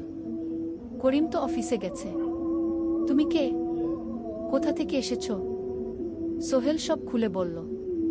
মহিলা তাকে ভেতরে ঢুকতে দিল। বসো। করিম সন্ধ্যায় ফিরবে গু। ফ্ল্যাটটা ছোট, 2টো রুম, একটা ছোট্ট রান্নাঘর আর একটা বাথরুম। কিন্তু সোহেলের কাছে খুব সুন্দর লাগল। গ্রামের সেই টিনের ঘরের চেয়ে তো অনেক ভালো। মহিলা তার নাম জানাল, সালমা, করিম মামার স্ত্রী। তাদের 2টো ছেলে, একজন ক্লাস 8-এ পড়ে, আরেকজন ক্লাস 5-এ। খেয়েছো? সালমা আপা জিজ্ঞেস করল। না আপা গু। অপেক্ষা করো, ভাত আছে, মাছ আছে, খাও। সোহেল প্রথমে রাজি হতে চাইল না, কিন্তু খুব খিদে পেয়েছিল। সকাল থেকে শুধু একটা চা আর বিস্কুট খেয়েছে। খাওয়া দাওয়ার পর সোহেল বসে রইল। সালমা আপা তাকে গল্প করতে লাগল। তোমার মা কেমন আছেন? তোমার বোন? ভালো আছে আপা, মার একটু গেটে বাত আছে, ওষুধ খাচ্ছেন। বোন স্কুলে পড়ে কু। তুমি কি করতে চাও এখানে? চাকরি খুঁজছি আপা, যে কোনো কাজ করব। বাসায় মা আর বোনকে টাকা পাঠাতে হবে। সালমা আপা মাথা নাড়ল। করিম তোমার জন্য কিছু একটা করবে, সে ভালো মানুষ। সারাদিন অপেক্ষা করু সোহেল। সন্ধ্যা 6টায় করিম মামা ফিরলেন। 50-এর কাছাকাছি বয়স, কালো রঙের প্যান্ট শার্ট পরা, হাতে একটা ব্যাগ। আরে সোহেল, কবে এলি? করিম মামা খুশি হয়ে বললেন। আজ সকালে মামা গু। করিম মামা তাকে জড়িয়ে ধরলেন। অনেকদিন পর দেখলাম। কেমন আছিস? ভালো আছি মামা গি।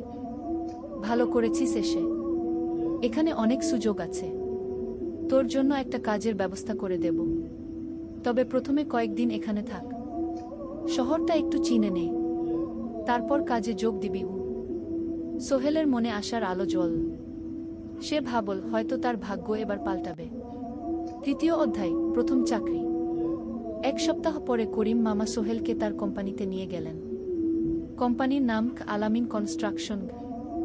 অফিসটা শহরের কেন্দ্রে ৫ তলা একটা বিল্ডিংয়ের দোতলায়। মালিক আলী সাহেব, ৫০-এর কাছাকাছি বয়স, মোটা চেহারা, চোখে সোনার ফ্রেমের চশমা। বড়লোক মানুষ, কিন্তু খুব কড়া। এই ছেলেটাকে কি কাজে লাগাবেন? আলী সাহেব করিম মামাকে জিজ্ঞেস করলেন।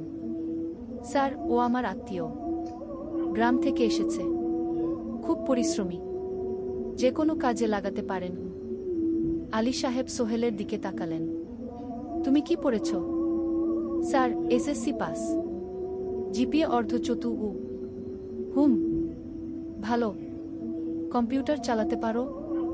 না স্যার, পারি না, কিন্তু শিখতে চাই। আলী সাহেব একটু ভাবলেন। ঠিক আছে, তোমাকে অফিসের কাজে রাখব, ফাইল গুছানো, চা বানানো, কাগজপত্র নিয়ে যাওয়া, না এসব। মাসে ৫,০০০ টাকা। রাজি আছো? জি স্যার। সোহেল খুশি হয়ে গেল। ৫,০০০ টাকা? রিক্সা চালিয়ে ৩,৫০০ পেত, এখানে ৫,০০০। কাজ শুরু হলো পরদিন থেকে। সকাল ৮টায় অফিসে যেতে হয়, ফিরতে হয় সন্ধ্যা ৭টায়। প্রথম দিন সোহেল ঘুম থেকে উঠল ভোর ৫টায়। তৈরি হয়ে ৭:৩০টায় অফিসের উদ্দেশ্যে বের হল। করিম মামার বাড়ি থেকে অফিস প্রায় ৫ কিলোমিটার। বাসে যেতে হয়। অফিসে পৌঁছে সোহেল দেখল সেই প্রথম আলী সাহেব এখনো আসেননি। অফিস খোলা ছিল না। ৮-১০ মিনিট পর একজন লোক এসে অফিস খুল।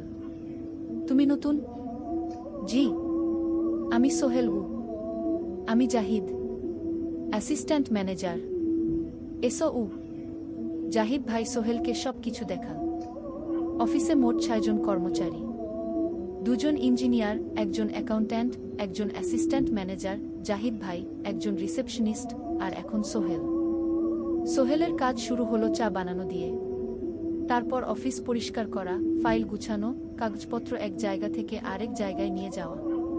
কাজ কঠিন না, কিন্তু সারাদিন দৌড়ঝাঁপ করতে হয়। দুপুরে খাবারের জন্য আধা ঘন্টা বিরতি। সোহেল একটা ছোট হোটেলে গিয়ে ভাতরাল তরকারি খেল। ৫০ টাকা। সন্ধ্যায় অফিস বন্ধ হলো। সোহেল ক্লান্ত হয়ে বাসায় ফিরল। কেমন লাগল প্রথম দিন? করিম মামা জিজ্ঞেস করলেন। ভালো মামা, অনেক কিছু শিখলাম। প্রথম মাসের শেষে সোহেল বেতন পেল ৫,০০০ টাকা। সে ৩,০০০ টাকা মাকে পাঠাল। মা ফোনে কাঁদতে লাগলেন। আল্লাহ তোকে ভালো রাখুক সোহেল। সোহেলের চোখেও জল এলো। তার মনে হলো সে একটা বড় কাজ করতে পেরেছে। চতুর্থ অধ্যায়, শহরের জীবন। ৩ মাস কেটে গেল। সোহেল এখন শহরের সাথে মিশে গেছে। প্রতিদিন অফিসে যাওয়া আসার পথে সে দেখে হাজারো মানুষের জীবন। কেউ সফল, কেউ ব্যর্থ, কিন্তু সবাই চলছে নিজের পথে। সোহেল অফিসের কাজের পাশাপাশি কম্পিউটার শেখার চেষ্টা করছে। অফিসে একটা কম্পিউটার আছে। যখন কেউ ব্যবহার করে না, তখন সোহেল একটু একটু শেখার চেষ্টা করে। জাহিদ ভাই তাকে সাহায্য করেন। সোহেল, তুমি যদি কম্পিউটার ভালোভাবে শিখতে পারো, তাহলে তোমার ভবিষ্যৎ উজ্জ্বল। জাহিদ ভাই একদিন বললেন। কিভাবে শিখব ভাই? ট্রেনিং সেন্টারে যাও, সন্ধ্যায় ক্লাস আছে। মাসে ২,০০০ টাকা লাগবে কি? সোহেল ভাবল, ২,০০০ টাকা অনেক, কিন্তু এটা বিনিয়োগ, ভবিষ্যতের জন্য। সে একটা ট্রেনিং সেন্টারে ভর্তি হলো। সপ্তাহে ৩ দিন, সন্ধ্যা ৭:৩০ থেকে রাত ৯টা পর্যন্ত ক্লাস। কম্পিউটারের basic, word, excel, power point, internet ব্যবহার। একদিন অফিস থেকে ফেরার সময় সোহেল একটা দোকানে চা খেতে গেল। দোকানের পাশেই একটা ছোট্ট মুদি দোকান। সেখানে একটা মেয়ে বসে আছে। বয়স হবে ২০-এর কাছাকাছি। সাদাসিধে চেহারা, সাদা শাড়ি পরা, কিন্তু চোখে এক ধরনের দৃঢ়তা। ভাইজা, এক প্যাকেট বিস্কুট দেন কি? সোহেল বলল। মেয়েটা বিস্কুট দিল। ২০ টাকা। সোহেল টাকা দিয়ে যাচ্ছিল, হঠাৎ মেয়েটা বলল, আপনি নতুন এসেছেন এই এলাকায়, তাই না? হ্যাঁ, ৩ মাস হলো। কিভাবে বুঝলেন? আপনার চেহারা দেখেই বোঝা যায়। এখনও গ্রামের ছোঁয়া আছে। আর আপনি প্রতিদিন এই পথ দিয়ে যান। দেখেছি কি মেয়েটা হাসল। সোহেলও হেসে ফেল। আপনি খুব পর্যবেক্ষক মনে হচ্ছে কি? জীবনে অনেক কিছু দেখেছি, তাই মানুষকে চিনতে শিখেছি কি। আপনার নাম? মিনা। এই দোকান আমার বাবার। উনি অসুস্থ, তাই আমি দেখছি গু। সেদিন থেকে সোহেল প্রায়ই সেই দোকানে যেতে শুরু করল। মিনার সাথে গল্প করত। ধীরে ধীরে তাদের মধ্যে একটা বন্ধুত্ব তৈরি হলো। মিনাও তার জীবনের গল্প বলল। মিনার মা মারা গেছেন যখন সে মাত্র 7 বছরের। বাবা আব্দুল হামিদ একা হাতে মিনাকে বড় করেছেন। মুদি দোকান দিয়ে সংসার চালান। মিনা কলেজে পড়ে, অনার্স সেকেন্ড ইয়ার। সকালে কলেজে যায়, দুপুরে ফিরে এসে দোকান সামলায়। বাবার হার্টের সমস্যা আছে, তাই ভারী কাজ করতে পারেন না। তোমার স্বপ্ন কি? একদিন সোহেল জিজ্ঞেস করল। গ্রাজুয়েশন শেষ করে একটা ভালো চাকরি করব, তারপর বাবাকে ভালো চিকিৎসা করাব। তুমি? আমিও চাকরি করে পরিবারকে ভালোভাবে দেখভাল করতে চাই। মা আর বোনকে নিয়ে শহরে আনব একদিন গু। দুজনেই নিজেদের স্বপ্নের কথা বলতে গিয়ে বুঝল তাদের স্বপ্ন অনেকটা একই রকম। 5ম অধ্যায়, বিপদ। 6 মাস কেটে গেল। সোহেল এখন আলী সাহেবের খুব প্রিয় কর্মচারী। সে শুধু চা বিস্কুট দেওয়ার কাজই করে না, এখন কম্পিউটারেও কিছু কাজ শিখেছে। ছোটখাটো টাইপিং, ডেটা এন্ট্রি এসব করতে পারে। আলী সাহেব খুশি হয়ে তার বেতন বাড়িয়ে 8,000 টাকা করে দিয়েছেন। একদিন রাতে সোহেল অফিস থেকে ফিরছিল। সেদিন একটু দেরি হয়ে গেছে। রাত প্রায় 9টা। সাধারণত সোহেল সন্ধ্যা 7:30টায় ফিরে, কিন্তু সেদিন অফিসে একটা জরুরি কাজ ছিল। বাস থেকে নেমে সোহেল বাড়ির দিকে হাঁটছিল। হঠাৎ একটা অন্ধকার গলিতে 3 জন লোক তাকে ঘিরে ধরল। তাদের চেহারা দেখেই বোঝা যাচ্ছিল ভালো উদ্দেশ্য নিয়ে আসেনি। টাকা দে, তাড়াতাড়ি, একজন বলল। তার হাতে একটা ছুরি। সোহেল ভয় পেয়ে গেল।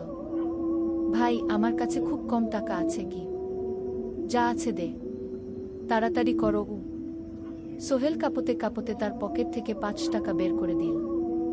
এই টাকা দিয়ে সে বাজার করবে ভেবেছিল, কিন্তু ছিনতাইকারীরা সন্তুষ্ট হল না। শুধু 5 টাকা? তোর ব্যাগে কি আছে? তারা সোহেলের ব্যাগ কেড়ে নিল। ব্যাগে ছিল তার মোবাইল, কম্পিউটার ট্রেনিং সেন্টারের সার্টিফিকেট আর কিছু গুরুত্বপূর্ণ কাগজপত্র। না ভাই, ব্যাগটা ফেরত দেন। ওতে আমার জরুরি জিনিস আছে। মোবাইল নিয়ে নেন, কিন্তু ব্যাগটা দেন গো। কিন্তু ওরা শুনল না। একজন সোহেলকে জোরে ধাক্কা দিল। সোহেল পড়ে গেল। মাথা রাস্তার কংক্রিটে ধাক্কা লেগে গেল। রক্ত বের হলো। 3 জন দৌড়ে পালিয়ে গেল। কিছুক্ষণ সোহেল অজ্ঞান হয়ে পড়ে রইল। তারপর ধীরে ধীরে জ্ঞান ফিরল। মাথায় প্রচণ্ড ব্যথা। সে উঠে দাঁড়ানোর চেষ্টা করল, কিন্তু মাথা ঘুরছিল। কোনোমতে একটা দেয়াল ধরে দাঁড়াল। একজন পথচারী তাকে দেখে থামল। কি হয়েছে ভাই? ছিনতাই হয়েছে কি? এসো, আমি তোমাকে হাসপাতালে নিয়ে যাই। কিন্তু সোহেল রাজি হল না। না, ঠিক আছি, বাড়ি যেতে পারব। সে কোনোমতে করিম মামার বাড়িতে পৌঁছাল। দরজা খুলেই সালমা আপা চিৎকার করে উঠলেন। ও আল্লাহ, কি হয়েছে? করিম মামা দৌড়ে এলেন। সোহেলকে ভেতরে নিয়ে গেলেন। তার মাথায় জল ঢেলে রক্ত পরিষ্কার করলেন। ক্ষতটা বেশ গভীর। হাসপাতালে যেতে হবে কি? করিম মামা বললেন। তারা একটা অটোরিকশা নিয়ে নিকটস্থ হাসপাতালে গেলেন। ডাক্তার সোহেলের মাথায় 3টা সেলাই দিলেন। বলল, 1 সপ্তাহ বিশ্রাম নিতে হবে। কোনো ভারী কাজ করা যাবে না। হাসপাতাল থেকে ফিরে সোহেল শুয়ে রইল। তার মনে হচ্ছিল সবকিছু শেষ হয়ে গেছে। মোবাইল চলে গেছে, গুরুত্বপূর্ণ কাগজপত্র চলে গেছে। এখন 1 সপ্তাহ অফিস করতে পারবে না।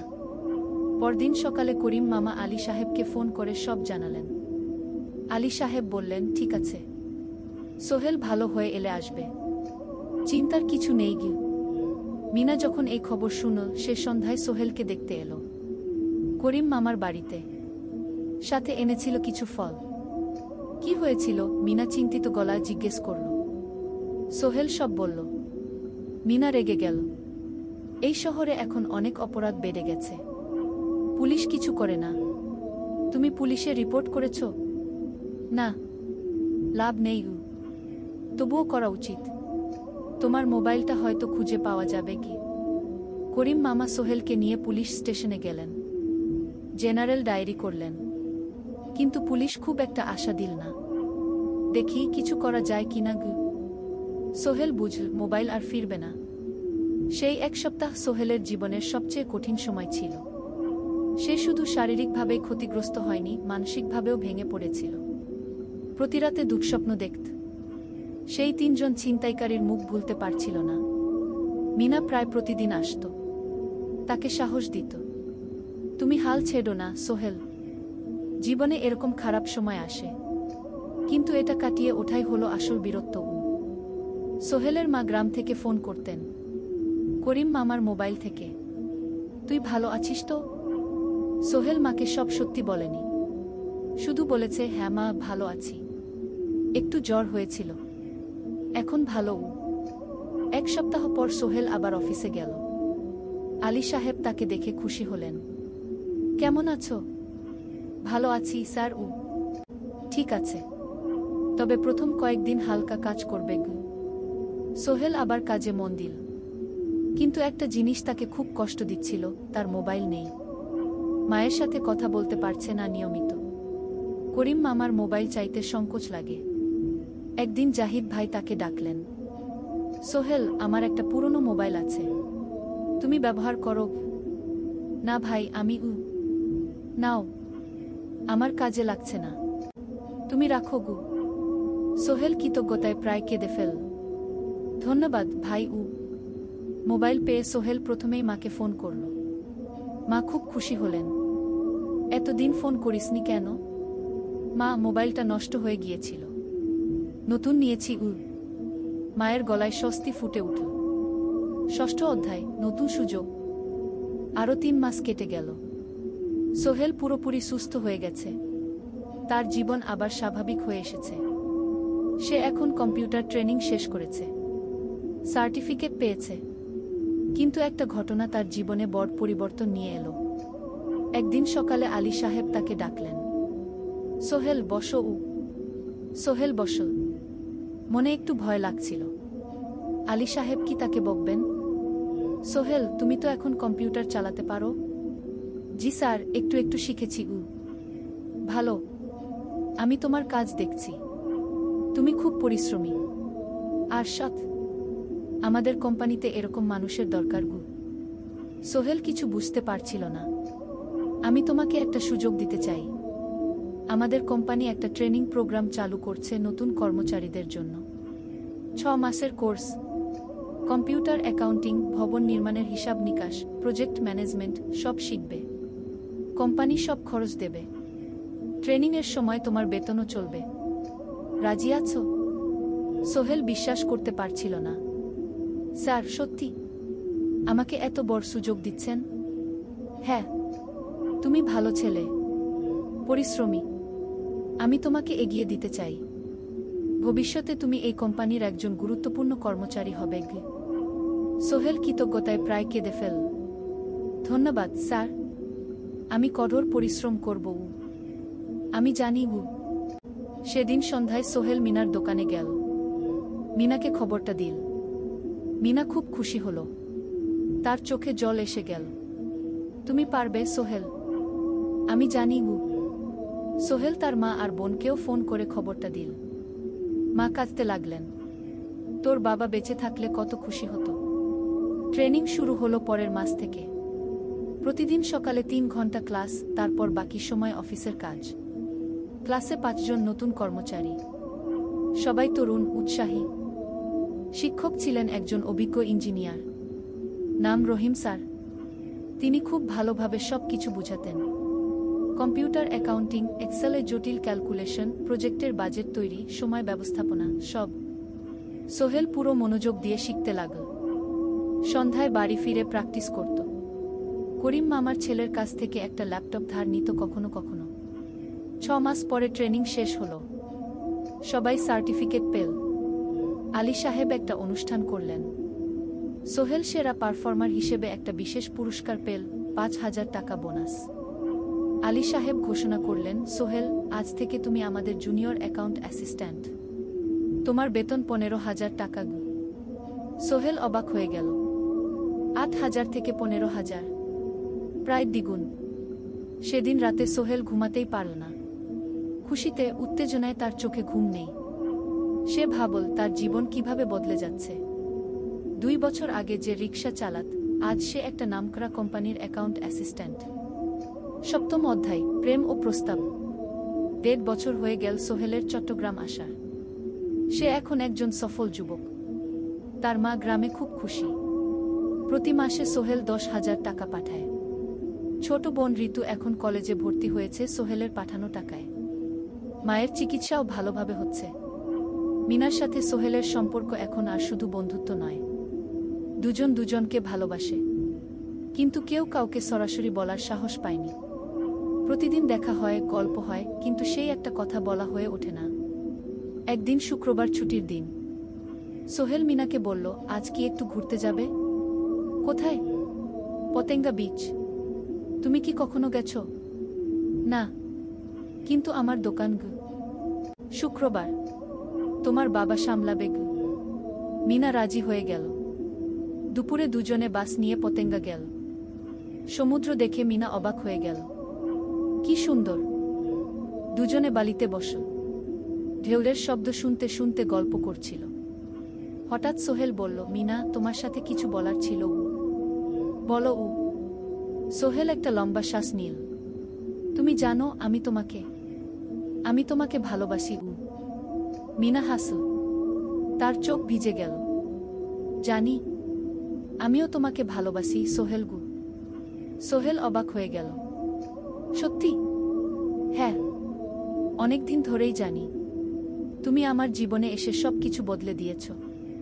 তোমার সাথে থাকলে আমার মনে হয় আমি যে কোনো কিছু করতে পারব। দুজনে কিছুক্ষণ চুপ করে বসে রইল। সমুদ্রের ঢেউ এসে পায়ে লাগছিল। সূর্য পশ্চিমে ঢলে পড়ছে।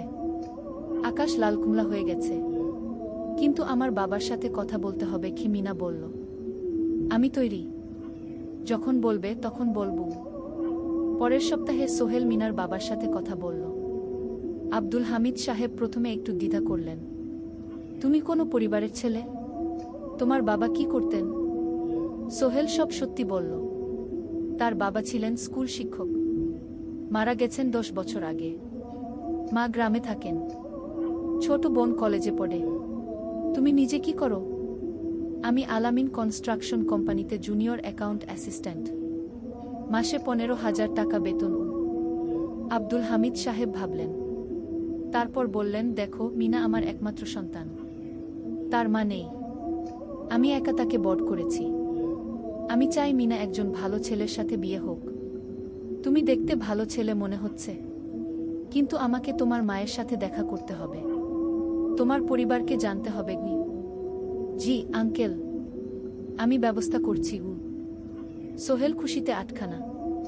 সে সেদিন রাতেই তার মাকে ফোন করল। মাকে সব বলল। মা প্রথমে অবাক হলেন, তারপর খুশি হলেন।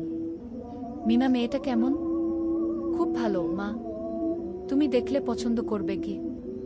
ঠিক আছে, আমি আর ঋতু আসছি চট্টগ্রাম।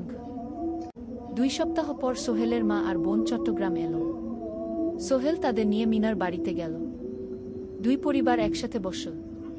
মিনার বাবা সোহেলের মাকে দেখে খুশি হলেন। সোহেলের মা সহজ সরল ভদ্রমহিলা। আপনার ছেলে খুব ভালো। মিনা তাকে পছন্দ করে। আমিও রাজি গো, আব্দুল হামিদ সাহেব বললেন। আমার সোহেল সৎ ছেলে। মিনাকে খুব ভালোবাসে। আমি জানি ও মিনাকে সুখে রাখবে কি? সোহেলের মা বললেন। বিয়ের তারিখ ঠিক হলো 3 মাস পর। এই 3 মাসে সোহেল যথেষ্ট টাকা জমাবে। বিয়ে হবে সাদামাটা কিন্তু সুন্দর। 8ম অধ্যায়, নতুন পথ। 3 মাস কেটে গেল দ্রুত। সোহেল প্রতিদিন কঠোর পরিশ্রম করছিল। অফিসে তার কাজের প্রশংসা হচ্ছে। আলী সাহেব তাকে এখন ছোটখাটো প্রজেক্টের হিসাব দেখতে দিচ্ছেন। সোহেল তার সঞ্চিত টাকা দিয়ে বিয়ের আয়োজন করল। বিয়ে হলো মিনার বাড়ির কাছের একটা কমিউনিটি সেন্টারে। খুব বেশি লোক আসেনি। 2 পরিবারের আত্মীয় স্বজন আর অফিসের কয়েকজন সহকর্মী। কিন্তু অনুষ্ঠান ছিল খুব সুন্দর। সোহেল যখন মিনাকে বিয়ের পোশাকে দেখল, তার মনে হলো পৃথিবীর সবচেয়ে সুন্দর মেয়ে সে। লাল শাড়ি পরা, মুখে হালকা মেকআপ, কিন্তু তার স্বাভাবিক সৌন্দর্য ছিল আসল। বিয়ের পর সোহেল একটা ছোট্ট ফ্ল্যাট ভাড়া নিল। 2 রুমের ফ্ল্যাট, মাসে ভাড়া 5,000 টাকা। মিনা এখনও তার পড়াশোনা চালিয়ে যাচ্ছে। আরও 1 বছর বাকি গ্র্যাজুয়েশন শেষ হতে। সোহেলের মা আর বোন গ্রামে ফিরে গেল। মা বলে গেলেন, সোহেল, মিনাকে ভালো রাখিস। মেয়েরা অনেক ত্যাগ করে সংসার করতে গু। জানি মা গু। নতুন জীবন শুরু হলো। সোহেল সকালে অফিসে যায়, সন্ধ্যায় ফেরে। মিনা সকালে কলেজে যায়, দুপুরে ফিরে রান্না করে, ঘর গোছায়। সন্ধ্যায় দুজনে একসাথে বসে পড়াশোনা করে, গল্প করে, টিভি দেখে। জীবন সুন্দর ছিল, কিন্তু চ্যালেঞ্জও ছিল। মাসিক খরচ, ভাড়া 5,000, বাজার 3,000, বিদ্যুৎ গ্যাস 1,000, মায়ের জন্য 5,000, মিনার কলেজের খরচ 1,200। মোট প্রায় 14,000 টাকা। বাঁচত মাত্র 1,000 খানেক। কিন্তু সোহেল হাল ছাড়ল না। সে সন্ধ্যায় একটা কম্পিউটার ট্রেনিং সেন্টারে পার্ট টাইম পড়ানো শুরু করল। সপ্তাহে 3 দিন 2 ঘন্টা করে। এতে মাসে আরও 3,000 টাকা আসতে লাগল। মিনাও বসে থাকল না। সে বাড়িতে বসে কয়েকজন স্কুলের ছাত্রছাত্রীকে টিউশন পড়াতে শুরু করল। মাসে 2,000 টাকা আয়। এভাবে কেটে গেল 6 মাস। দুজন মিলে পরিবার চালাচ্ছে, স্বপ্ন দেখছে। একদিন সোহেল বলল, মিনা, আমি একটা নতুন স্বপ্ন দেখছি গু। কি? আমি নিজে একটা ছোট্ট কনস্ট্রাকশন কোম্পানি খুলতে চাই। ছোট ছোট প্রজেক্ট নেব। বাড়ি মেরামত, ছোট বিল্ডিং বানানো, এসব গু। তোমার কি যথেষ্ট অভিজ্ঞতা আছে? আছে। আমি 2 বছর ধরে এই কাজের সাথে জড়িত। অনেক কিছু শিখেছি। আর আলী সাহেবও আমাকে সাহায্য করবেন। কিন্তু টাকা কোথায়? কোম্পানি খুলতে তো অনেক টাকা লাগবে কি? আমি জমাচ্ছি। আরও 1 বছর কাজ করব। তারপর চেষ্টা করব। মিনা তাকে সমর্থন দিল। তুমি পারবে। তোমার মধ্যে সেই শক্তি আছে কি? 9ম অধ্যায়, চ্যালেঞ্জের সময়। কিন্তু ভাগ্য সবসময় অনুকূলে থাকে না। সোহেল যখন স্বপ্ন দেখছিল নিজের কোম্পানি খোলার, তখনই একটা বড় সমস্যা এলো। আলী সাহেবের কোম্পানি একটা বড় প্রজেক্ট পেয়েছিল। একটা 10তলা বিল্ডিং বানানোর কাজ। কিন্তু প্রজেক্টের প্রধান ইনভেস্টর হঠাৎ পালিয়ে গেল। তিনি কোম্পানির কাছ থেকে প্রায় 50 লাখ টাকা নিয়ে গেছেন, কিন্তু কাজ শেষ হয়নি। কোম্পানি বড় ক্ষতির মুখে পড়ল। আলী সাহেব অনেক কর্মচারীকে ছাঁটাই করতে বাধ্য হলেন। প্রায় 10 জনকে চাকরি থেকে বাদ দিলেন। বাকিদের বেতন কমাতে হলো। সোহেলকে আলী সাহেব ডেকে বললেন, সোহেল, আমি তোমাকে রাখতে চাই। তুমি বিশ্বস্ত কর্মচারী। কিন্তু তোমার বেতন কমাতে হবে। 15,000 থেকে 10,000। সোহেল মনে মনে চিন্তায় পড়ে গেল। 10,000 টাকায় সংসার চলবে কিভাবে? মায়ের খরচ, ভাড়া, বাজার সব মিলিয়ে তো 14,000 টাকা লাগে। কিন্তু সে কিছু বলল না। ঠিক আছে স্যার। বাড়ি ফিরে সোহেল মিনাকে সব বলল। মিনা চিন্তিত হয়ে গেল। এখন কি হবে? চিন্তা করো না। আমি পার্ট টাইম টিউশনির সময় বাড়াব। আর তুমিও বেশি করে টিউশন নাও। কিন্তু আমার তো পড়াশোনাও আছে কি? জানি, কিন্তু এখন এটাই করতে হবে গু। সোহেল সন্ধ্যায় আরও 2টো জায়গায় পার্ট টাইম কাজ খুঁজল। একটা দোকানের সন্ধ্যায় হিসাব দেখার কাজ পেল। মাসে 2,000 টাকা। আরেকটা জায়গায় সপ্তাহান্তে কম্পিউটার রিপেয়ারের কাজ পেল। মাসে 1,500 টাকা। মিনাও 3 জন নতুন স্টুডেন্ট নিল টিউশনে। তার আয় বাড়ল 2,000 থেকে 3,500-এ। কঠিন সময় ছিল। সোহেল সকাল 8টায় অফিসে যেত, সন্ধ্যা 6টায় ফিরত।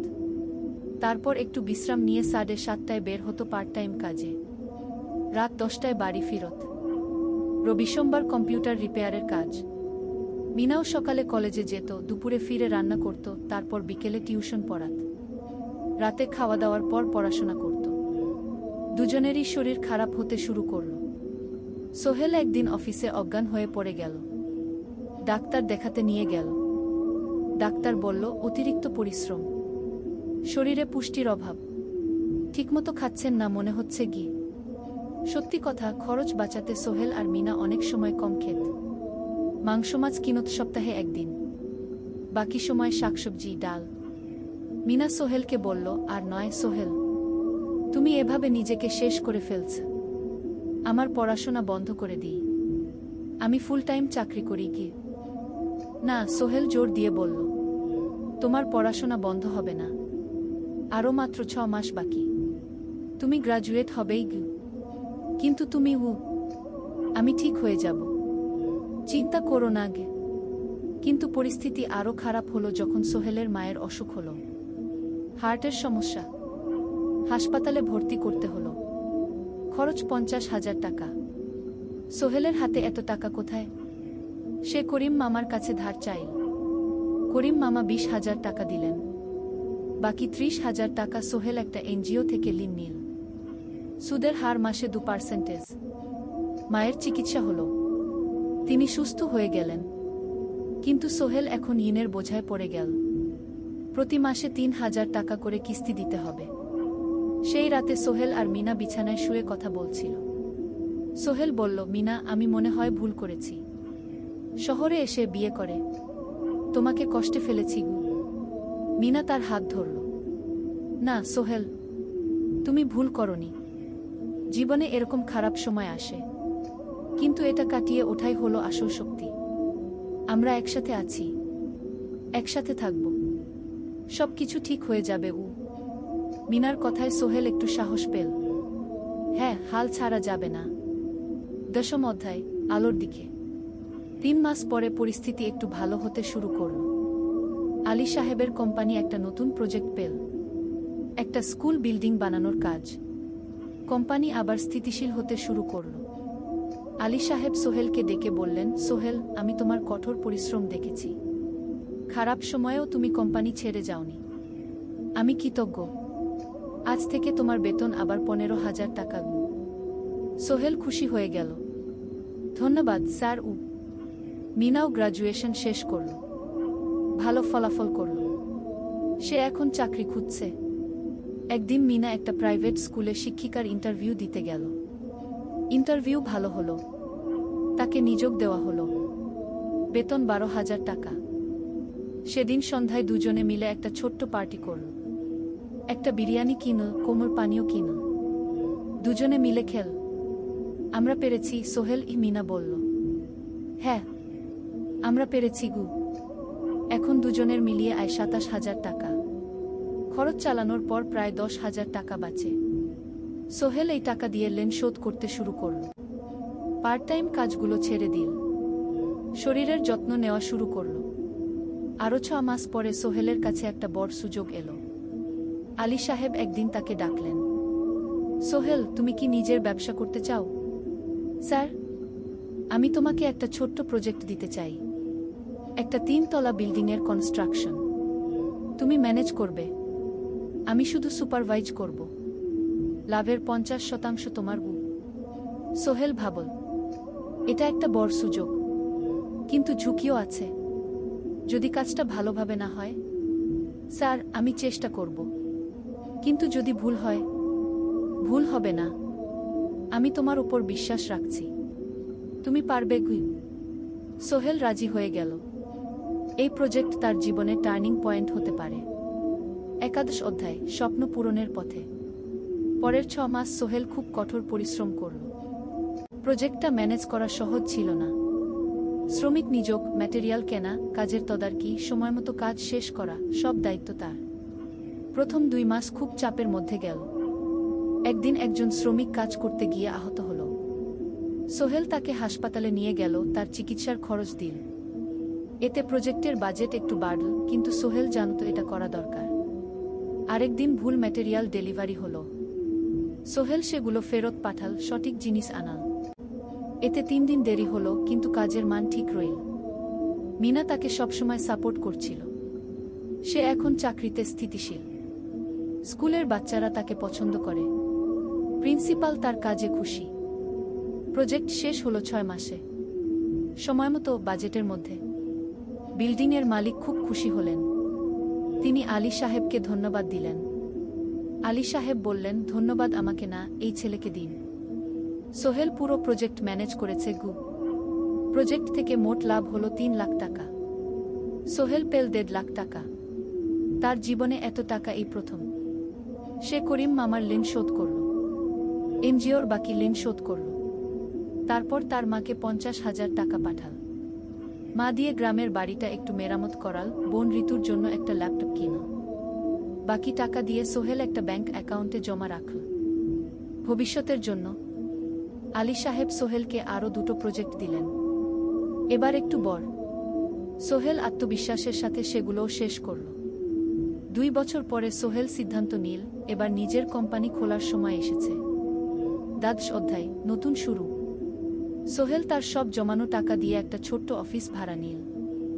2 রুমের অফিস, একটা রুমে কাজের জায়গা, আরেকটায় ছোট্ট মিটিং রুম। অফিসের সামনে একটা বোর্ড লাগাল, Sohel construction and development. Mina তাকে সাহায্য করছিল।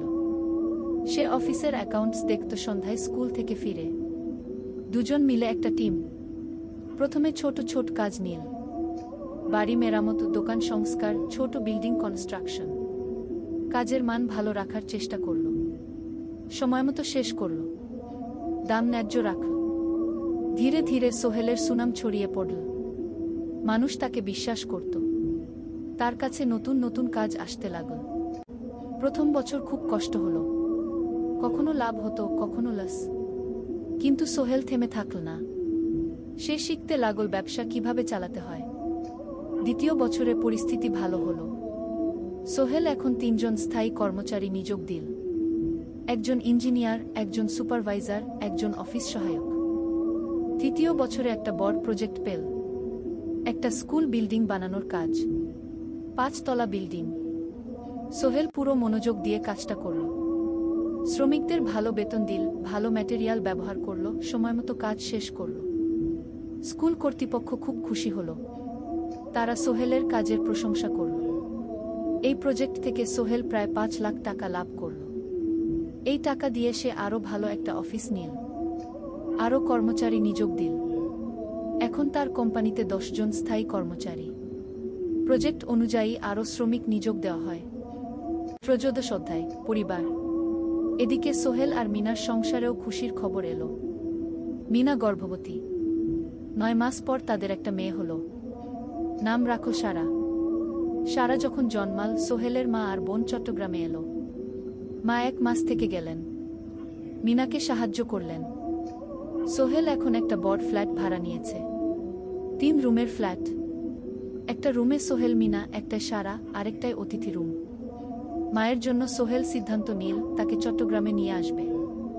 গ্রামে একা থাকা ঠিক না, কিন্তু মা রাজি হলেন না। না বাবা, আমি গ্রামেই থাকব, এখানে আমার পরিচিত মানুষ আছে।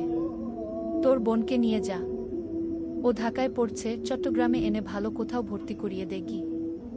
সোহেল তাই করল। ঋতুকে চট্টগ্রাম বিশ্ববিদ্যালয়ে ভর্তি করিয়ে দিল। ঋতু এখন সোহেলের ফ্ল্যাটে থাকে, বিশ্ববিদ্যালয়ে পড়ে।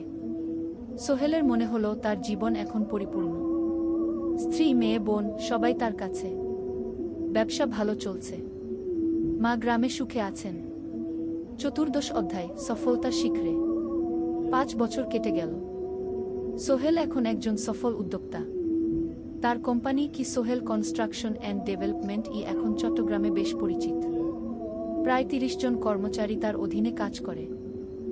সোহেল এখন শুধু ছোট প্রজেক্ট করে না, বড় বড় প্রজেক্টও করে। একটা 8 তলা বিজনেস কমপ্লেক্স বানানোর কাজ পেয়েছে, একটা হাসপাতাল বিল্ডিং বানাচ্ছে। মিনা এখনো স্কুলে পড়ায়, সে এখন ভাইস প্রিন্সিপাল। সাথে সোহেলের কোম্পানির অ্যাকাউন্টস ম্যানেজার। 2 জন মিলে ব্যবসা চালা। সারা এখন 4 বছরের, স্কুলে ভর্তি হয়েছে, খুব চালাক মেয়ে। ঋতু বিশ্ববিদ্যালয় থেকে গ্রাজুয়েট হয়ে একটা ব্যাংকে চাকরি পেয়েছে। একদিন আলী সাহেব